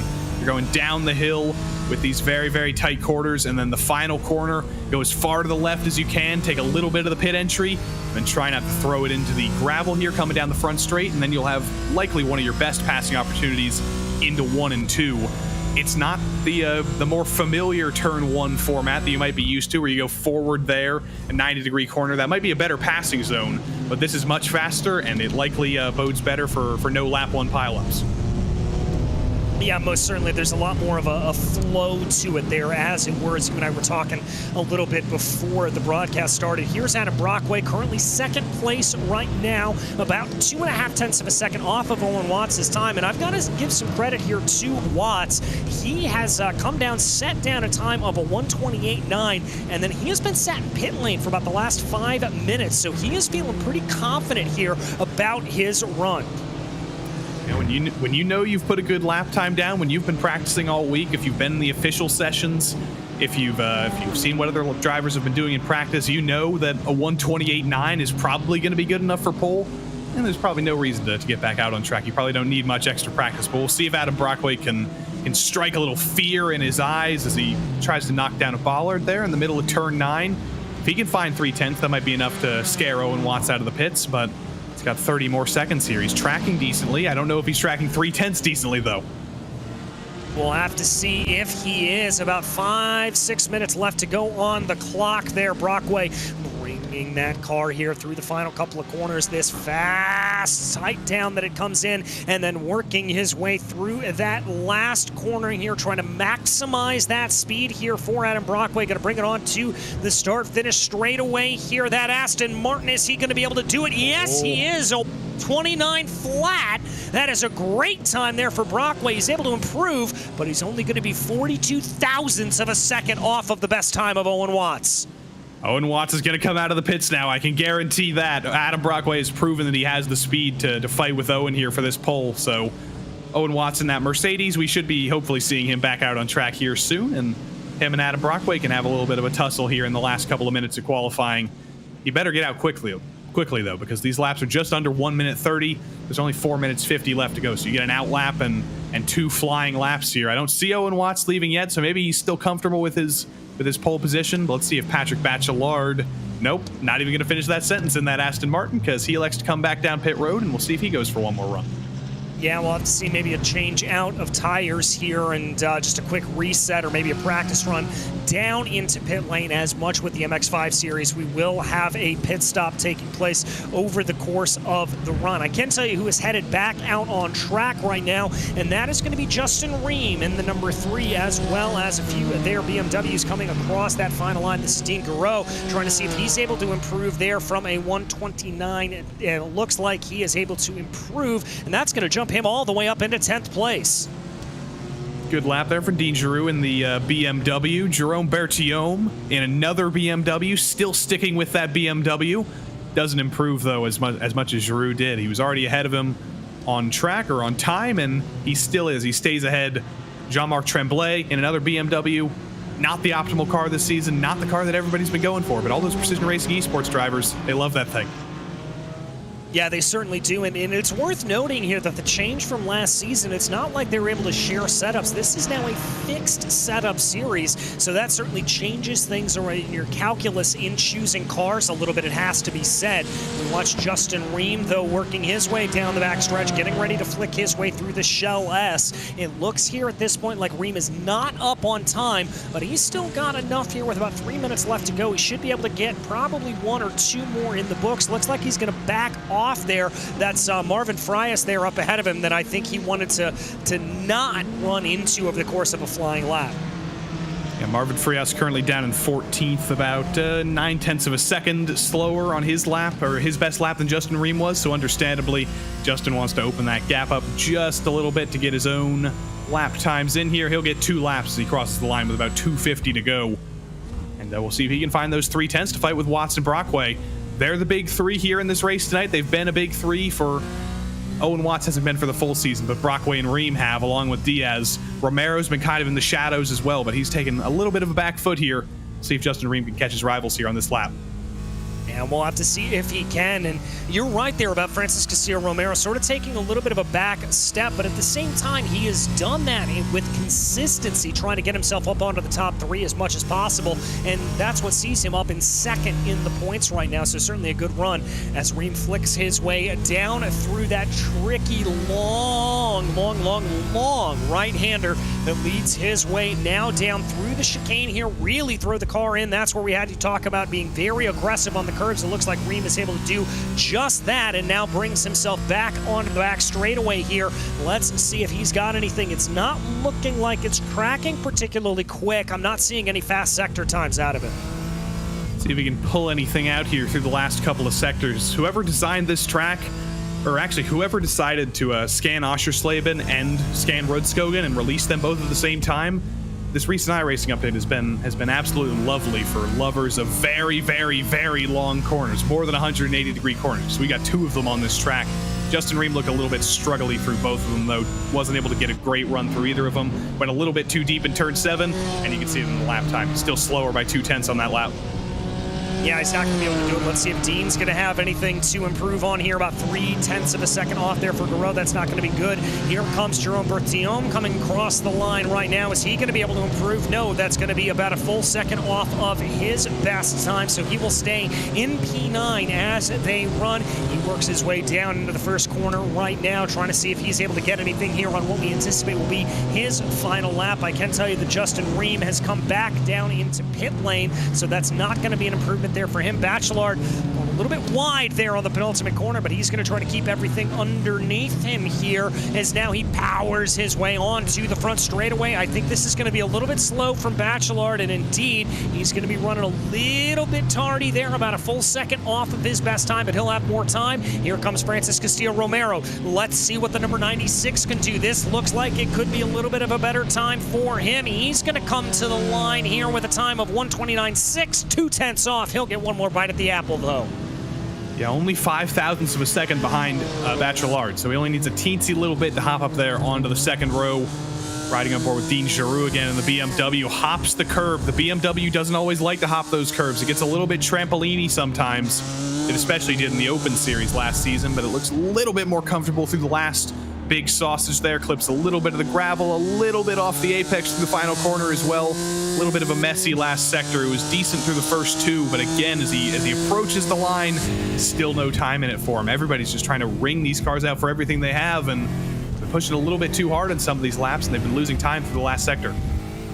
And that may have been a little bit of a run there from Brockway, losing a little bit of time, getting too much of that curb, but we will have to see if the number 42, he is going to call it quits. He's going to come down into pit lane, and that is going to be a talking point in this race. A very, very difficult pit entry there. You can lose or make up a lot of time, and so we'll have to see how that plays itself out, but Brockway is going to bring his car down into pit lane, and I think that's just about going to complete qualifying for us here from Oschersleben, and that should be the last couple of drivers here. I think Francis Castillo-Romero may be on a flyer. If he doesn't come down into pit lane, he's going to keep that car out on track. Let's see what Castillo-Romero is able to do. Oh, that's not going to count as he ran a little bit too wide.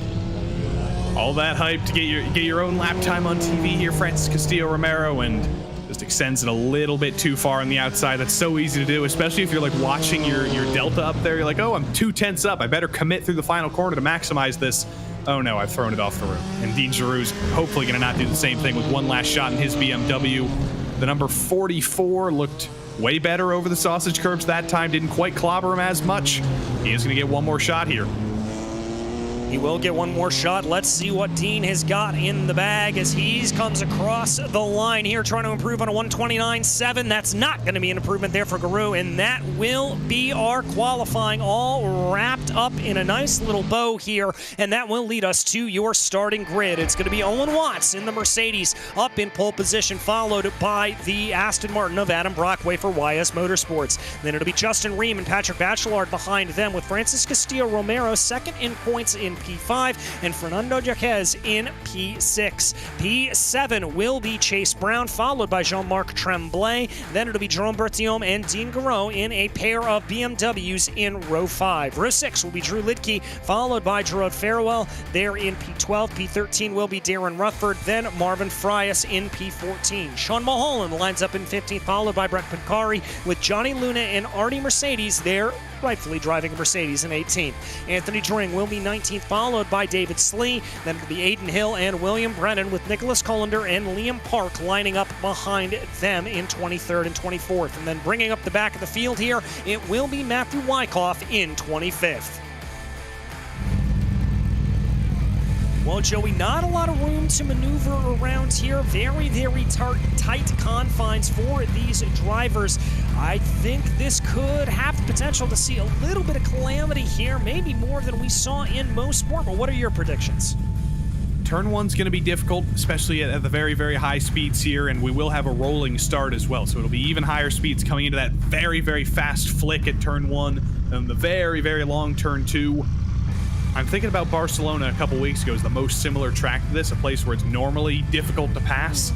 That race was a little bit of a snoozer, to be totally honest, but I think this place is going to be a little bit better just because it's so new. Mistakes are more heavily punished than they are at Barcelona. So if you make one little mistake, get off in the grass a little bit, we should have mistakes punished, and that should hopefully bode for a good race up front. Yeah, it certainly should, as there we go, working our way around, and Owen Watts really taking to the track. They're weaving back and forth quite a bit, and we should mention here that it is pretty chilly out on track right now. It's 65 degrees ambient temperature with about 67 degrees track temp right now, and that is very chilly for these drivers. They are going to have to work to get some heat in, not only into these tires, but to get them to stay in the tires. I think they'll be pretty happy with that low track temp, though. It's pretty cold. They will struggle to get heat in the tires, but that's better than a 120-degree track temp in Germany. It's better than sliding around, which I think they were at a few other races this season. If they had to make the choice, they would probably go for maybe just a little bit hotter, maybe in the 70s or the 80s. That might be optimal, but I'll always take a cold track over a very hot track. Yeah, I will as well. It just makes those first couple of laps a little bit sketchy, and then after that, you're pretty much ready to go as they work their way through some of the very tricky chicanes on this circuit that lead their way through that long right-hander that we were talking about a little bit earlier. And there we get a great view of it. Not really a passing opportunity, but certainly an area where you can make some of those mistakes. Yeah, not normally a passing opportunity when you're just racing another car, but like you said, if somebody makes a mistake in front of you, that's what Oschersleben is all about. You got to keep up your momentum, and you have to take advantage when opportunities are given to you. There's not going to be a lot of opportunities given to you. It's a narrow track. It's a track that a lot of the drivers have done a lot of practice on, but when those opportunities do come up, you've got to take advantage of them because they're not going to come often. No, they're certainly not, and the chicane here on the backstretch certainly does sort of present one of those opportunities, or foils one of those opportunities, really, for a good overtaking potential move there as they go down through it right now. We could see a little bit of side-by-side through there, but I think it's going to be a little bit tricky to try to pull that off necessarily. We're going to have to kind of be learning alongside these drivers, learning alongside you as what this track is going to race like, as this is the first time we've seen it here in this GT4 Fixed Series. As here, though, comes the pace car down pit lane, and all eyes go to Owen Watts as he brings that bright red Mercedes through the final corner, getting ready to get onto the loud pedal here at Oschersleben. And here they go, as there goes the green, and we are racing in Germany. It is a brilliant start from Owen Watts. He is going to be able to get away from the field. Justin Ream may be looking like he's going to be able to threaten there. Already up in position is Francis Castillo-Romero as they dive down into turn 1, and the first 5, 6, 7 cars through the first couple of corners. Okay. Very nicely done for Owen Watts from pole. Didn't throw it off the road in turn 1. Looking at the stream further back, there's a little bit of smoke. There is a spin in the background. I think that's one of the Mercedes. It's the 165 of Jared Farewell. That's going to catch out quite a few drivers there as they get a little bit stacked up. And as you said, that looks like Farewell. I think Mulholland also involved in that as well. And so that's going to throw a couple of those drivers off. We keep our eyes focused, though, on Francis Castillo-Romero right now, who continues to put some pressure onto the back of Justin Ream. Going for a little bit of a switchback through there. Adam Brockway also running a narrower line than Owen Watts up ahead. It's going to be interesting all race long to see the different lines run through that corner. You might... Oh, Justin Ream clips the grass. Castillo-Romero does as well. He's got to run here. This is a difficult place to make a move. And there's a spin in the background as well. I think it's Marvin Frias. It's all kicking off here. Yes, it is. That was Frios that had the spin, and that was Francis Castillo-Romero that was able to get that move done. So fantastic stuff. Ream thought about a little bit of an attack there, but not going to be able to make it work as they now work their way through the sweeping right-hander that is the penultimate corner on this track, and they're going to have to sort themselves back into single file order here. Ooh, a little bit slow mid-corner there from Ream. That could potentially open up an opportunity here for Patrick Bachelard, but Bachelard's going to have to worry about Chase Brown coming up behind him. It's all kicking off here on the first lap. And I hope it keeps kicking off for the rest of the race. I hope we can keep this action up here at Oschersleben. Little bit of a wiggle again, mid-corner for Justin Ream. He's struggling on those cold tires. We talked about it on the grid, 67 degrees Fahrenheit. Still going to take a little while to warm up these tires. And Ream has been struggling with exactly that. Got a little bit wide on lap 1, clipped the grass, had a little wiggle into turn 1 there. He should be able to recover. He's a pro. He knows what he's doing, but struggling just a little bit in the opening laps here. Yeah, just a little bit of a struggle there for him, but he's going to be able to keep it together here. I've got to give credit, though, to Francis Castillo-Romero because he has taken that opportunity presented by Ream and certainly seized on it, keeping the gap down to about 0.6 of a second between himself and Adam Brockway. Let's go ahead and take a look here at the replay. This is Frios, that big incident that we saw earlier. Joey, you called it early on, just a little bit of a clip of the grass, and that was enough to send that McLaren spinning around. Doyle Lawrence, is he going to do exactly the same thing? No, it's going to be a little bit of a different accident. I think he saw the smoke ahead, tried to check up for it, and looped that Mercedes around. Didn't hit anything, though, so well done, Doyle Lawrence. Don't hit the wall on the outside while you're trying to recover. Luckily, we cut away before we could see if he did. It's like it's Schrodinger's wall hit there. Maybe he did, maybe he didn't. I'm going to say that he did. All right, well, we'll stick with that. As there's the 38 around. Looks like Artie Mercedes and David Slee both having trouble. Not sure if those two incidents are related, but this track already punishing these drivers with a mere 3 minutes into this race. My goodness gracious, everybody going off. Let's take a look here at the replay. This is the 124 Artie Mercedes. I think that was Luna with a little bit of an aggressive move, it's got to be said. Yeah, Johnny Luna tried to peek to the inside there. He did exactly what I was talking about. Tried to take advantage of just the littlest of bobbles, but that was not going to work out there. David Slee behind, unrelated. Again, there's no runoff at Oschersleben. You go a little bit too wide, you're clipping gravel, you're clipping grass, and you are going to spin. He was very, very lucky to not get collected there by one of the drivers coming through. I think that might have been Stacy Hunter, who just barely avoided that spin. Yeah, very, very close to avoiding it there. Here's Corey Clark in the Porsche a little bit farther back in the field. This is a battle with William Brennan up ahead of him and Aiden Hill behind. Hill in that fellow Porsche really pushing his way ahead as they go. So they're going to have to try to figure out if he's going to be able to push his way ahead here. Looks like there's a little bit of a run as they work their way through the chicane. That's going to diminish progress here a little bit. Not really going to present any overtaking opportunities necessarily. Two little couplets starting to form here, 2 BMWs and 2 Porsches. Aiden Hill making his season debut this season, just joined in a little bit late in the season, but there are spots on the grid. And there's a mistake up front. William Brennan and Anthony Dring, or no, Nicholas Collender rather, and the other Mercedes, they're going to switch around, and Brennan's up into the top 16 with just, again, one mistake from Collender.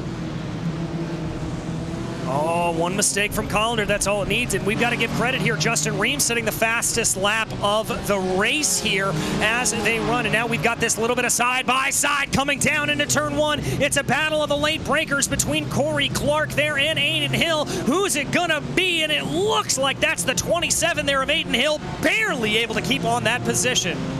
I feel like I'm watching F1 in the 1960s. It's Clark versus Hill back here. I see what you did there, and I'm a big fan of it as well. And now Clark trying to be able to send it there around the outside, but Aiden Hill continuing to hold on, and that is a good thing for our racing eyes as they go. But I don't think Corey Clark is done with this quite yet. He's going to try to close up onto the inside, and here they come. Not going to be able to get a move there into the long right-hander, but he's going to try to time it off the corner a little bit and get it going on the edge.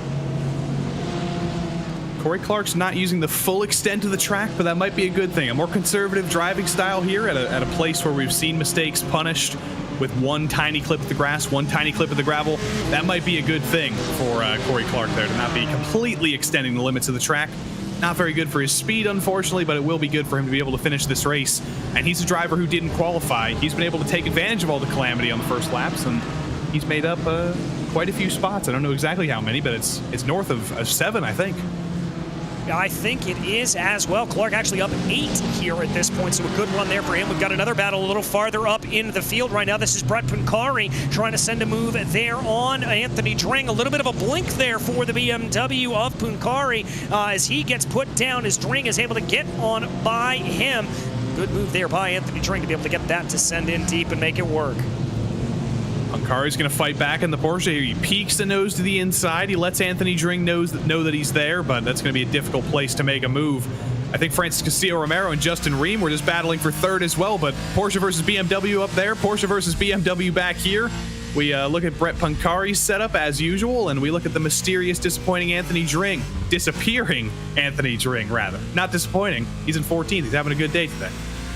Having a very good day, but ran a little bit wide there. That may open up a little bit of an opportunity there for Puncari. He certainly thought about trying to make that work, but not enough to do it. And yeah, that's you as well as anybody know, Joey, when you've got a driver blinking like that in front of you, that can be such a massive, not only distraction, but almost danger to you on the road. It's going to really hinder you from trying to make a full-throated attack because you don't want to get involved in an internet-related issue. Unfortunately, the driver that was blinking in front was usually me because of my terrible internet, so I kind of live that first-hand experience, but everybody's spent plenty of time. If you've ever been on iRacing, you've spent some time behind a driver in front of you, especially in open-wheel cars, where it's like you don't want to go for a move, because if they manage to come back directly in front of you and you make contact with them, that's your race over. It's impossible to race with a car that isn't there in front of you.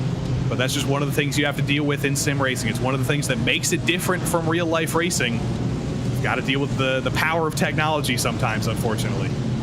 Yeah, indeed you do. As we focus up a little bit farther in the field here, a little bit of a battle starting to take itself out. This is Jerome Bertillon and Jaquez there behind him, trying to close in behind BMW versus Mercedes right now. Bertillon doing a great job, up 2 positions on the day. That is the normal route that we've seen Jerome really be able to do. May not have the best qualifying, but a very consistent driver that's consistently able to just take positions where others make mistakes. Jerome train, choo-choo. And I swear that camera has gotten higher. Every single time we look at Jerome on the Zoom, I swear the camera gets a little bit higher. It's a little bit more of a bird's eye.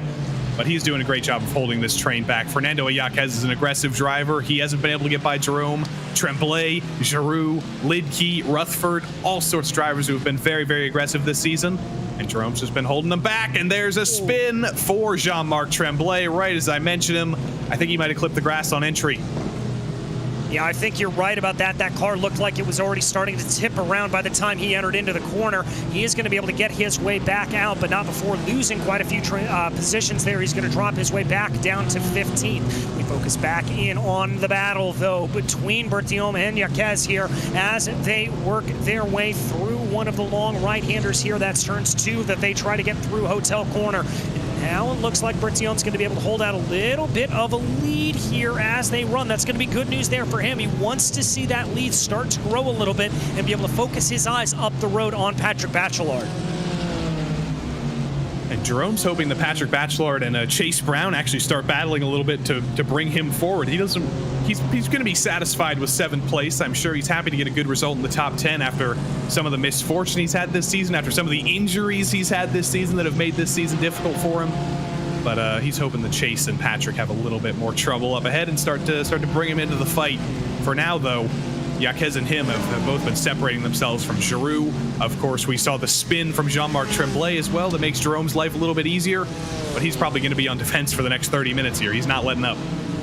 No, I don't think he is going to be letting up by any stretch of the imagination, so we're going to have to see how that battle continues to play out. Is the 26 just stalking behind? Ooh, a little bit of side-by-side here further in the field. This is going to be Aiden Hill trying to hold off Nicholas Colander there in the BMW. Colander being able to rise his way up through the field, up 5 positions at the asking right now, and that is going to be on board with Corey Clark, who actually lost a position there to Colander just about a lap ago.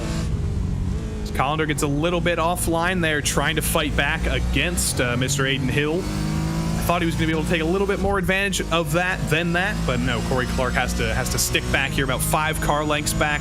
The straight line speed of the BMW, a little bit better than the Porsche, and that's actually going to allow Callender to peek to the inside into turn one. It's very difficult to go side by side through there. They get away with it, but they kill each other's speed. Corey Clark tries to take advantage, but he almost throws it off the track in the process, trying to do the switchback of the century here. He's going to get a run on Aiden Hill, but he's going to have to go around the outside and take advantage of it, and he switches to the inside, but none of it works out. A lot of chaos for Corey Clark, a lot of moving around, none of it for any position, though.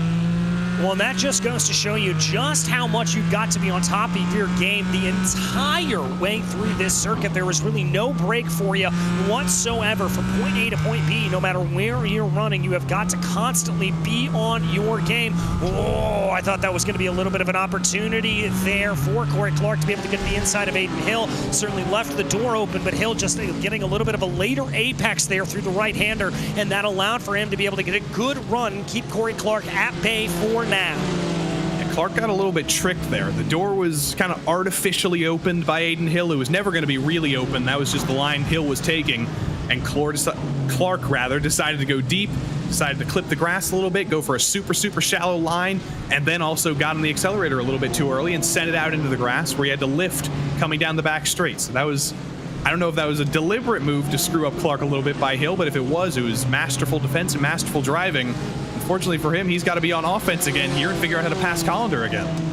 Yeah, he does. He's got to do this all over again as they come across the start-finish line now, waiting to see if he's going to be able to poke his nose out. No, he's going to be a little bit too far behind. Again, that straight line speed of the BMW helping out to be able to keep him ahead of that Porsche. And now look at this. Hill's going to be having to look at his rearview mirror again because Corey Clark not letting up at all. Although it looks like they're out of hotel. He was able to get a little bit of a better run, and so that's going to help him keep things at bay for now.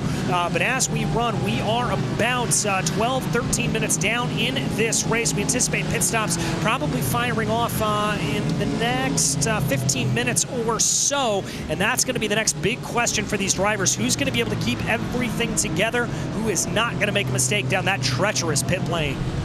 I think there's more corners in the Oschersleben pit lane than there are at Motorsport as a whole. So it's very tricky. It's very tricky to go side by side through 7, 8, and 9, or through 8, 9, and 10 there, rather. I don't know how Callender and Hill got away with that. They just barely did. But that goes to show you, if there is a side-by-side opportunity, if somebody has to go for a send there on the final lap, it's going to be pretty tough to get away with it. And Hill wasn't able to make the move there, even with Callender's mistake on the short straight there. Yeah, exactly, and that just goes to show you those little mistakes, what it can do, what it can come back to bite you with, so you've got to be careful about it as they run. But right now, Hill doing a good job of just staying in line as they work their way back onto the main straightaway. That may have been a little bit of a wide run there for Callender, and I think he knew it. You see how he goes defensive immediately, trying to hold that out. Is Hill going to have a little bit of a look going down into turn one? No, he's going to keep as close up behind as possible as they run now down through Hotel, trying to see and look what that checkup is allowed to do. It's now allowed for Clark to be able to catch back in, but again, he loses time there through Hotel.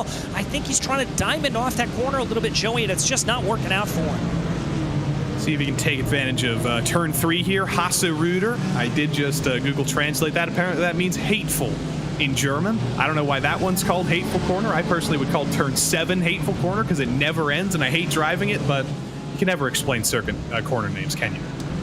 No, you really can't. And so I give you credit there for not only finding that translation, but pronouncing that correctly, because Lord knows my German certainly not as sharp as Joey Tebbins here. So kudos to him for that. But we keep our eyes focused on this battle. This, once again, a little bit farther back down in the pack. This is for 17th overall. But what it is allowed to do now is Liam Park is starting to get interested in this as well, in that Mercedes. That's that yellow and black machine that you see in the background. He is starting to close in on the back.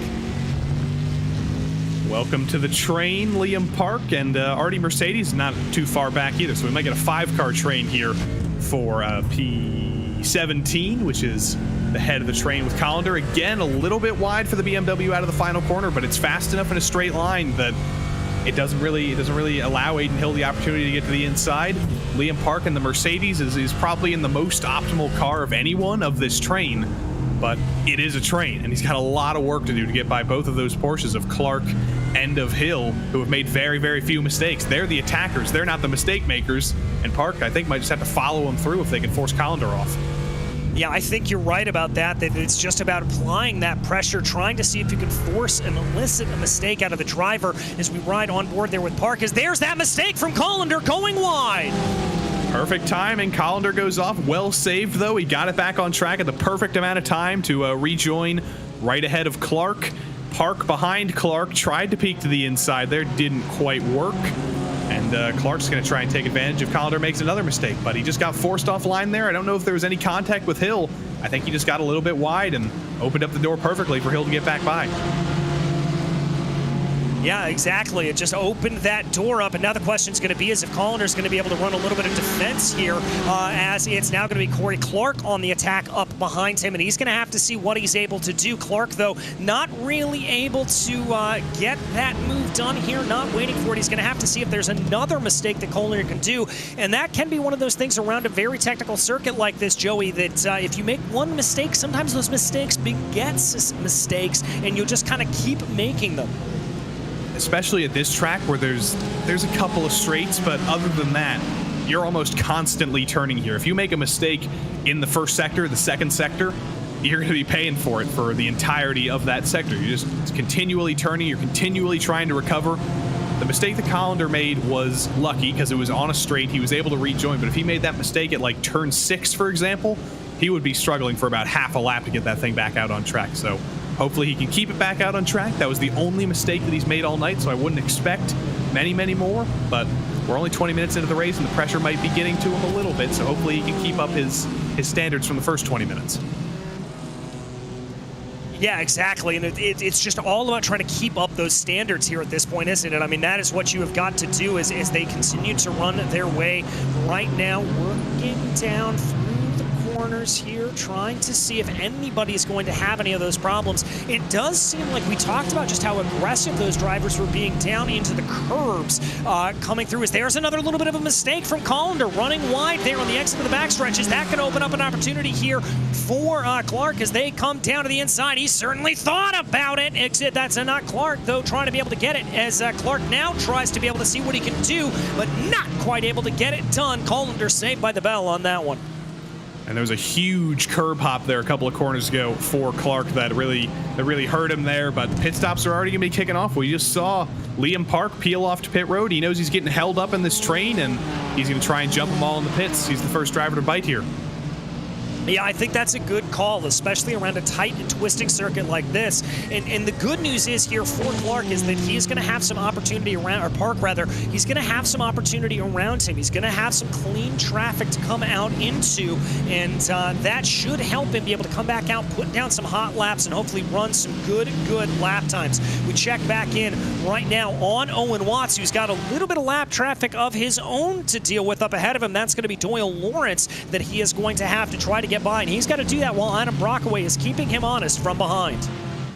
Yeah, Watts and Brockway have basically been stuck together by about 0.8 of a second for the entirety of this race. This is the first real challenge that Owen Watts has had, trying to get by Doyle Lawrence. Doyle gets out of the way very, very well, but the time that Owen Watts caught him couldn't have been worse there. He catches him up on the final corner onto the longest straight in the track, and that's going to allow Brockway to close up the gap just a little bit, bring it down, put a little bit more pressure on Watts. He's still not going to be close enough to make the move. I don't think he has the pace advantage to make the move right now, but this is exactly what Adam Brockway needs to do. He needs to take advantage of every single one of these lap cars that could set Owen Watts off of his game. Yeah, exactly. And the good news here for Watts is that he's not going to have a whole lot more to deal with. He is going to have Liam Park, who just came in and out of pit lane about 4 seconds up the road from him, but that's going to be the closest one that he's got. After that, it's Brian Hoskins, who's about 26 seconds up the road. By the way, it also looks like Brett Pincari has come down, and he has decided to pull the trigger on the pit stops there, so we are certainly in that window here as we've crossed over the halfway point in this race, and plenty of drivers opting to be able to come on in. It's very interesting to watch the differences between Brockway's and Watts' lines through all of those very, very long corners. Through turn 1 and turn 7, Brockway's just kind of painting it down to the white line. He's hugging the inside all the way through, while Watts is going for more of a late apex on both of them. And interestingly, it seems to even out for both of them. Both techniques seem to be giving both of them exactly the same lap time, which isn't always the case. You would think there would be one technique that would be the really optimal one, but it isn't. Unfortunately for Adam Brockway, that means he's not actually able to make up any time doing that, and the gap's going to be exactly the same as it was in the previous lap, and exactly the same as it's been for the last 14 laps as they come back down the front straight. Yeah, exactly. Nothing changing there for these drivers as it looks like Oschersleben really proving to be a bit of an equalizer here for these drivers, just not able to get that pass done where they want it to. But Brockway is a little bit closer here, and now they are going to have a little bit more to deal with is now David Slee, who has come in and out of pit lane, I believe. Yes, indeed, he has, pitting there on lap 13 as we've got some more takers down into the pits. Johnny Luna really chucking that car in as he is going to be down into pit lane as well as Jean-Marc Tremblay. Definitely a driver that's practiced this pit lane, because you could see him just throwing that car through the chicanes. See the background, Aiden Hill just visibly a little bit less committed, a little bit less comfortable than Luna was on the pit entry, and that could be what decides this battle for the win up here. There's only half a second between them. Half a second in pit lane is basically nothing. Commitment on the pit entry or commitment on the pit exit even could be what decides this race. That lapped car, David Slee, isn't going to decide the race, because he's going to be able to get out of the way on the straight here for Watts, I think. But he's not going to be able to get out of the way for Brockway. Brockway's going to be stuck behind him. And there you see the flash of the headlights from that YS Motorsports Aston Martin. He is none too pleased about that. Slee just getting right in the way, and that is going to cost him to the tune of about 0.4 of a second. Brockway dropping back. He is going to have to scrap here to be able to get that gap back in, as now it's going to be Owen Watts that has to deal with Liam Park. Park holding off to the right side of the road here as they cross over. It looks like Aiden Hill, by the way, the latest to come in pit lane, and the highest placed driver to come in is going to be Justin Ream here at this point, so we're going to have to keep an eye on that. Francis Castillo-Romero also coming in as well.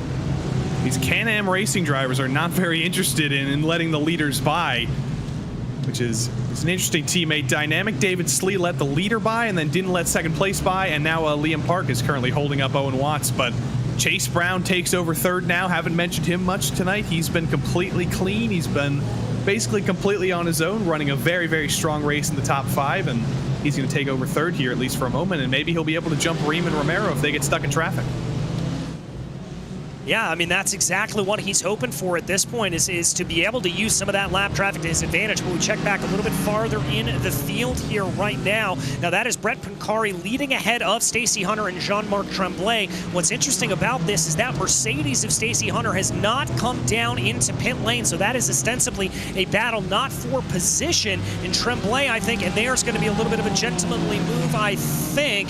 Well, maybe not as much there, as they're still going to be racing down into the corner. I was going to give some credit there to that Mercedes driver, and they're getting out of the way, and that's going to be able to clear on by, and that is going to allow for Tremblay to try to close in onto the back of Brett Pancari. Tremblay had a spin earlier in the final corner, so we know he has more speed here, but he's got to make moves at Oschersleben. That's a thing that not a lot of drivers have been able to do, even with a huge pace advantage. But the SRT Esports stable, a lot of good drivers, a lot of drivers across the Precision Racing League in every single series we run all week. I think there's an SRT Esports car in every single one of them.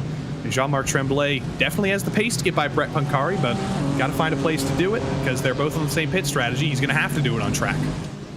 Yes, he certainly is, and they're not going to be able to get that done, as you said, down pit lane, and that's going to take out one of the big strategies there for him. So we'll have to see if he can get this move done out on track, but it does look a little bit like that now that's going to be, I believe, Johnny Luna coming up behind Stacey Hunter, so we could have a third car involved in this battle, but it looks like Hunter not necessarily getting out of the way there nearly as close as he would like to, and so now it is down to Jean-Marc Tremblay just trying to close that gap, about 7.5 of a second. There is Luna on your screen, getting held up a little bit behind Stacey Hunter. Oh! And that's Luna back down into pit lane. That must be a penalty. It must be a penalty, but I don't understand how Johnny Luna could have gotten a penalty, because I haven't seen him off the road very much. He's flashing the lights at Stacey Hunter right now. If this was a penalty, he wouldn't be doing that. Did he get target fixation and follow Stacey Hunter in? Did he feel like Stacey Hunter forced him into the pits? I don't know, but Johnny Luna comes down pit road for the second time. Yeah, that's a bit strange, and that's a stop there in pit lane, so I'm not sure what that's all about, but we've got, this is going to be Chase Brown coming down into pit lane here in the Aston Martin, really throwing that car in there. You can see just how much he is really having to take it around there. Still waiting for pit stops here from Watts, Brockway, Bachelard, and Berthiaume, but it looks like Brown, Jaquez, and Giroux and Lindke all coming down here at this moment. Watts and Brockway, I think, are just waiting for as long as possible because they want to avoid more traffic situations. They've had enough trouble with traffic. They had enough trouble trying to get by the two Can-Am drivers, and they don't want to have to do that on track after pitting. There's not really a window behind them. The pit lane delta has been about anywhere from 24 seconds to 44 seconds. There's been no real consistency in the pits, but either way, they would end up finding themselves behind somebody, whether it's Darren Rutherford or William Brennan. They're going to extend this for as long as possible, but I have to imagine as long as possible might be ending on this lap. The fuel tank's got to be very, very slight right now. Yeah, we normally see about the 12-minute mark when these drivers are able to take it all the way down to. So let's keep an eye here on your leaders of Watts and Brockway to see if they're going to be able to stretch this out maybe one more lap. But I've got to agree with you, Joey. I think this is going to be the lap to come on in, as there indeed, you called it perfectly, Watts and Brockway headed into the pits. Watts rather a little bit wide there. He almost threw it into the grass on the pit entry. That allowed Brockway to close up quite a bit. They're separated by absolutely nothing. Think back to the MX-5s earlier tonight when Felipe Seni was able to jump Sampaio. Well, Brockway has even less of a gap to jump now. And it all comes down to what both of them can do on pit road. Neither of them have been fuel saving as far as I know. So it's going to come down to the perfect parking, the perfect exit. Let's see if they can win the race off pit road, because it's been tough to pass on track. Yeah, it certainly has. When you can't get a pass done out on track, the best place to do it is down pit lane. So let's see how these drivers are able to do it. Watts and Brockway. Patrick Bachelard, by the way, able to extend one more lap out on track. And it looks like they're going to come in the exact same order that they came out, albeit a good jump there for Owen Watts, as he was able to get out about a full second ahead of Adam Brockway. Yeah, full second, less time in the pits. Little bit of a wiggle on that tricky pit exit, but no harm, no foul. Both safe pit entries for both of them. And that makes me wonder, was Owen Watts in the lead of this race, backing the pace down a little bit, saving a little bit of fuel? Was I wrong? Was he not pushing 100%? And that gap to Brockway was kind of artificially small. Well, we'll have our answer now with 12 minutes to go. They're both going to be full power here to the end. And somehow Patrick Bachelard has extended a full lap in addition to everybody else.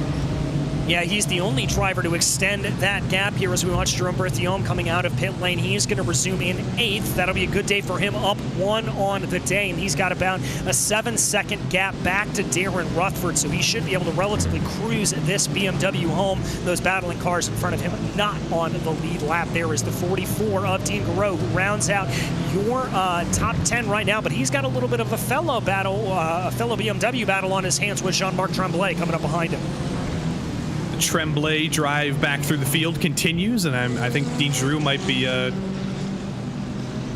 trying to combine the word trembling and Tremblay in my head, and I knew it wasn't going to come out well, so I'm going to ditch that joke opportunity immediately. But Dean Giroux will be feeling the pressure here, and I think Jean-Marc Tremblay should be able to make easy pickings of this. He has much more pace in the tank, but again, you've got to find the place to do it. I think down the front straight will probably be the place where he will catch him, and fittingly, that'll be the best place to make the move.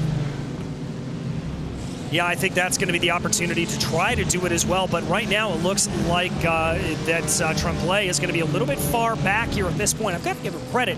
You know, despite having to drive through the field here, he's only down 3 positions from his starting spot, which is a very, very impressive feat for him. So we've got to give credit.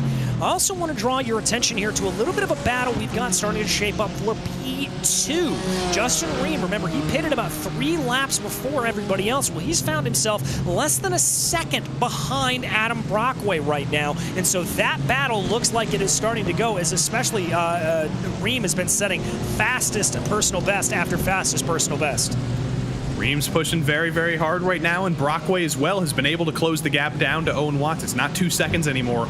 He's brought it down little by little, so it's separated a little bit more than it once was, but I don't think Owen Watts is going to get to run away with this. And he's also got a few lap cars ahead of him. Brian Hoskins is coming up, who's been about 2 seconds a lap slower than the leaders. If they catch Owen Watts at a bad time, or if they catch Hoskins at a bad time, rather, that could mess up Owen Watts.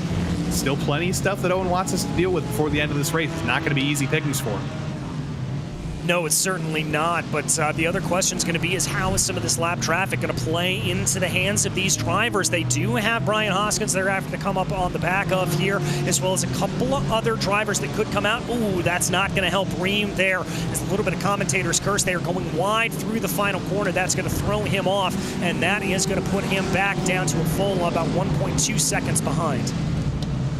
Justin threw it off the road, I think, in both of those final corners. Luckily, he's going to get out just ahead of that Aston Martin who was leaving pit lane. Did not see who that was. I think that was one of the Aston Martins who he got by there, but perfect timing for Justin Ream to not completely lose even more time than he did on those two mistakes in the final two corners.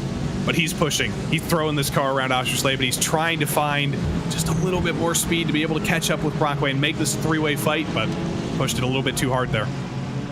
Yeah, pushed it just a little bit too hard. He's going to have to try to reel that in a little bit. He's only got about 1.3 seconds to try to make up. I don't think that is absolutely unassailable here at this point, but he is going to have to definitely try to be able to do that. Now, we've got another good battle here. This is Nicholas Colander with Liam Park up behind his six. That is the black and yellow Mercedes that is coming up behind him. David Slee as well in the other Mercedes. So this has the potential of being a battle. This is all the way back down for 16th.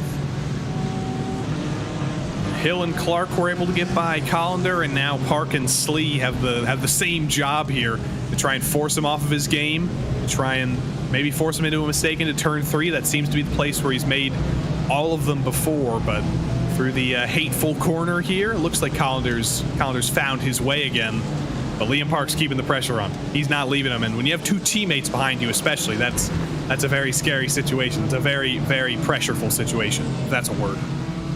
And we'll go ahead and call it a word here tonight, as you are right. Those two teammates definitely applying pressure there, and you know that there's not really going to be a battle for position behind you, as it's going to be the two of them sort of working together to try to be able to pass you, and so that's going to change things around there for those drivers. And there's a big mistake from Colander.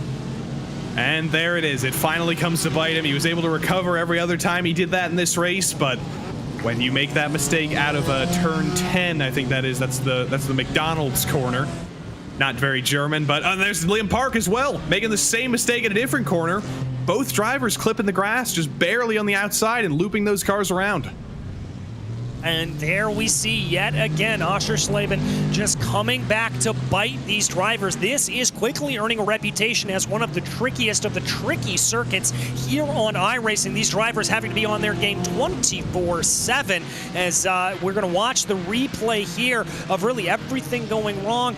Looked like a little bit of a clip to the inside, and maybe that was just enough to pick up a little bit of understeer there for Colander, and that was hard enough into the outside wall. And then Liam Park, let's watch him coming down here into the penultimate couple of corners here, down into the chicane. A little bit of a shallow entry there, and that was just enough to kick him out onto the gravel. Just a little bit too wide there, clips the gravel, and same thing happened to Colander, just clipped the grass. You said this place is earning a reputation of a place that punishes mistakes. I completely agree, and I'm personally here for it. It's got the tightness of Barcelona, the difficult to pass-ness of Barcelona, but it doesn't have the runoff that Barcelona has. Mistakes are punished here, and I'm a fan of that. I probably wouldn't be a fan of it if I was out there driving. I would want a little bit of runoff, but from a viewing perspective, from a racing product perspective, it's always good to see the drivers on the limits where mistakes are punished.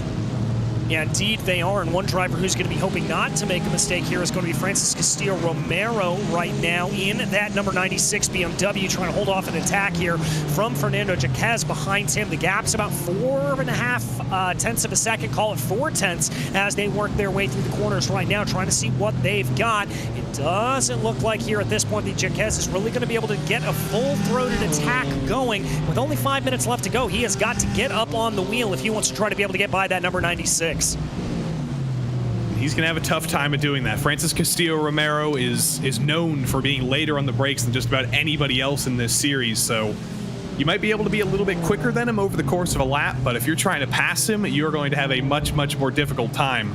But Fernando Jaquez is not going to be leaving him behind, and if there is a mistake, like there almost was there for Romero, he almost put it in the gravel and spun it like Liam Park did, that's how he's going to get by. But I don't think he's going to be able to outbrake him, because nobody can outbrake Francis Castillo-Romero. Yeah, indeed. He is one of the latest, if not the latest, of the late breakers there. And this little battle starting to play itself out here for 6th place. We've also got a nice little battle starting to go that we followed a little bit earlier. This is for P9 right now. Darren Rutherford up 4 positions, but he has got Dean Giroux and Jean-Marc Tremblay all behind him in a pair of BMWs.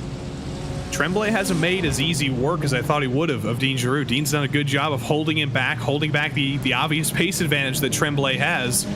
But Darren Rutherford getting put in the mix here, that's gonna spice things up a little bit, because if Dean Giroux tries to go for a move on Rutherford, maybe throws it a little bit too wide, that's gonna open the door for Tremblay. And Darren Rutherford has the toughest job of anybody here in that copper brown race car. You don't often see brown race cars, but when you do, it's always a good sight. We need more brown race cars. Well, especially I think in that copper tone, I really am quite a fan of that. But here as they come down into the corner, looks like that McLaren's starting to get a little bit of a bite down through a couple of the corners here, maybe starting to pull away a little bit. The gap is expanding upwards of about 0.4 of a second, but Giroux doing a good job of keeping that nice and close. I expect that gap to come down a little bit on the straightaways with what we anticipate being a little bit of a straight line advantage here for the BMW and in the draft, but there the McLaren proving its worth in a straight line, starting to pull away a little bit down the back straightaway. I think it's very interesting to see the DRS zones of this track. iRacing has put DRS zones at Oschersleben.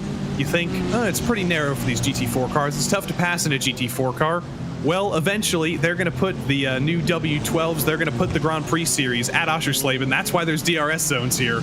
You think it's hard to pass in a GT4 car at this track? Well, wait until we get some F1 races on here in a couple seasons. Yeah, that's going to be all kinds of tricky there. By the way, up the front of the field, Owen Watts set the fastest second sector last time out, so he has no intention of letting up at all. There does the Mercedes driver, but we keep our eyes focused here as Tremblay trying to find a little bit way to get by. That is Stacy Hunter getting off to the side there, letting those 3 cars pass. The gentlemanly thing to do there. Kudos there to Stacy. Stacy Hunter has been a very good lapped car tonight. There's been a few issues in lap traffic, nothing especially dastardly, and Stacy Hunter especially has been one of those drivers who's done a good job compared to the rest of the field.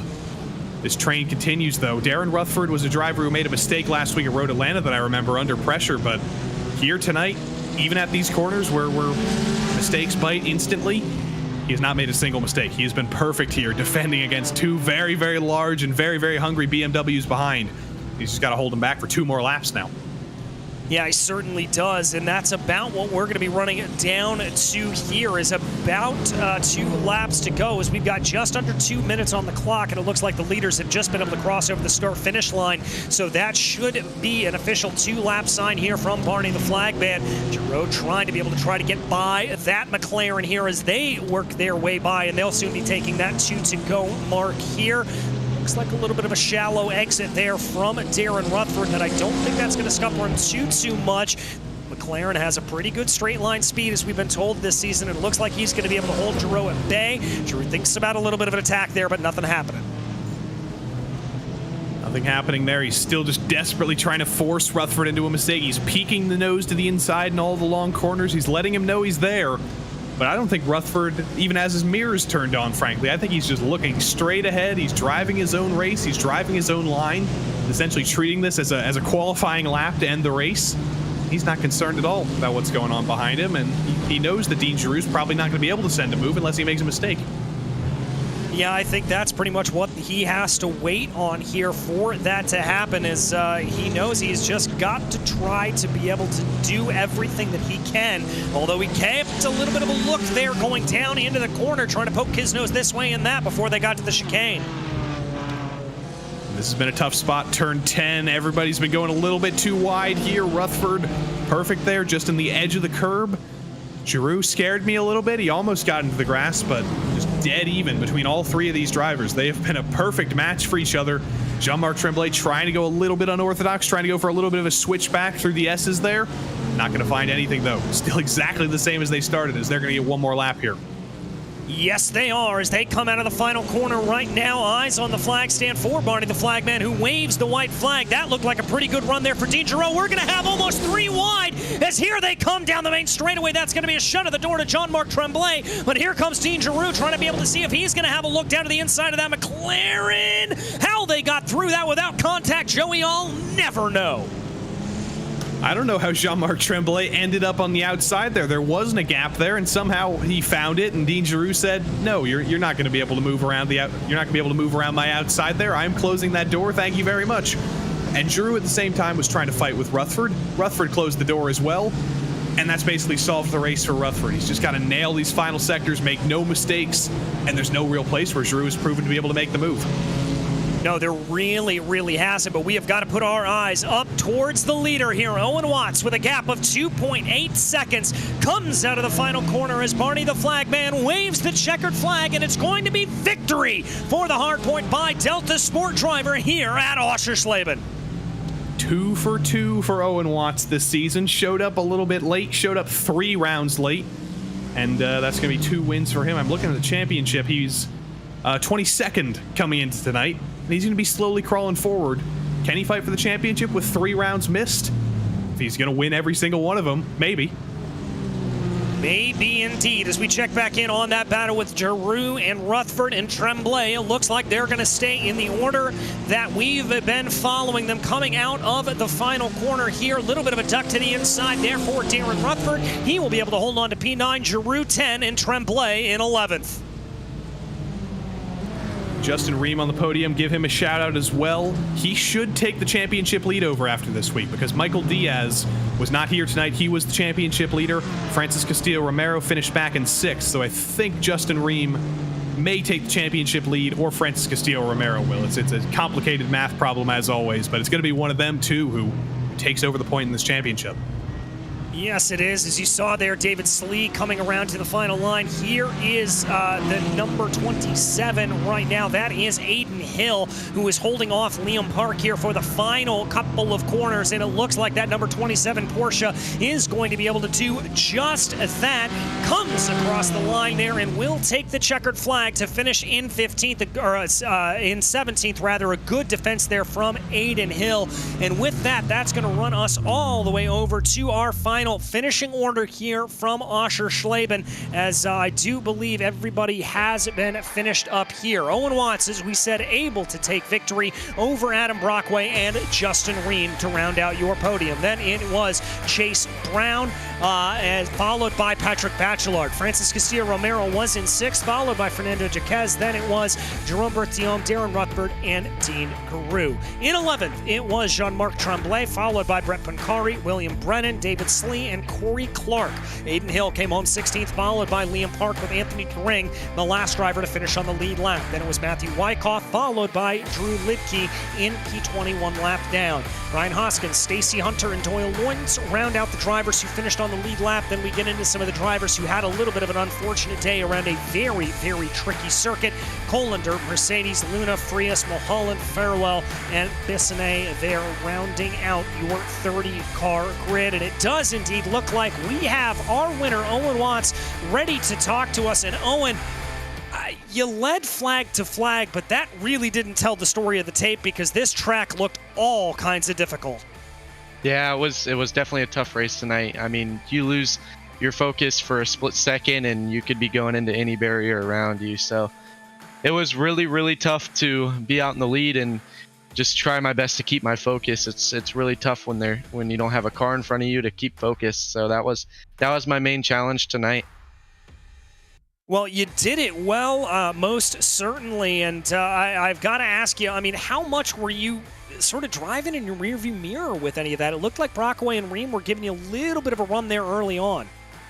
Yeah, no, they definitely gave me pressure the whole race. They never really stopped breathing down my neck, so they were there. At one point, I ended up just turning off my relative and, didn't look in my mirrors and just focused on the road ahead, and really helps me to keep focused and just focus on my own race. Well, you clearly were able to do that, obviously, coming late into the season here. We hope to be able to keep you around for the rest of it as we head to Sebring next week. Are we going to see you there, and how do you think the bumps are going to go? Oh, I love Sebring. You guys will most definitely see me there. It's my home track. Can't love it much more. Fantastic, Owen. Congratulations on a great run here tonight. Is there anybody you'd like to thank? Definitely all the guys over at Delta Sport and Hardpoint. You know, I can't be up here without those guys. They helped me out so much. And then Mom and Dad. Well, there you go, Owen Watts, your winner here tonight, and congratulations once again, Owen. Thank you. That was your victor, Owen Watts, and now, Joey, I believe you have been able to catch up with P2, Adam Brockway. P2, number 42, Adam Brockway.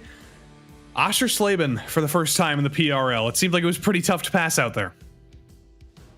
Yeah, I had a lot of fun. Owen super fast tonight. You know, I was hoping to stay close and possibly, you know, battle with him throughout the night, but his pace was just so fast. But the track, you know, first race on the track, it was fun.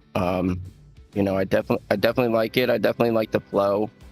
You know, definitely happy with a P2 tonight. Looked like you and Owen came down pit lane basically completely equal. You almost had your bumper to the back of him. What made the difference in that pit stop there? Where did the 1 second come from? Yeah, so he hit pit road, and I literally gained all my time coming down pit road. I think he might have hit his pit limiter a little too early just to play it safe, and I caught all my time in there. And you know, we left the pits at the same time, but I got so much wheel hop exiting the pits that I lost all the time that I gained. So we've reached halfway in the season now. It looks like we've got 4 championship rivals here. We might have 5 now with Owen, even though he missed the first 3 rounds.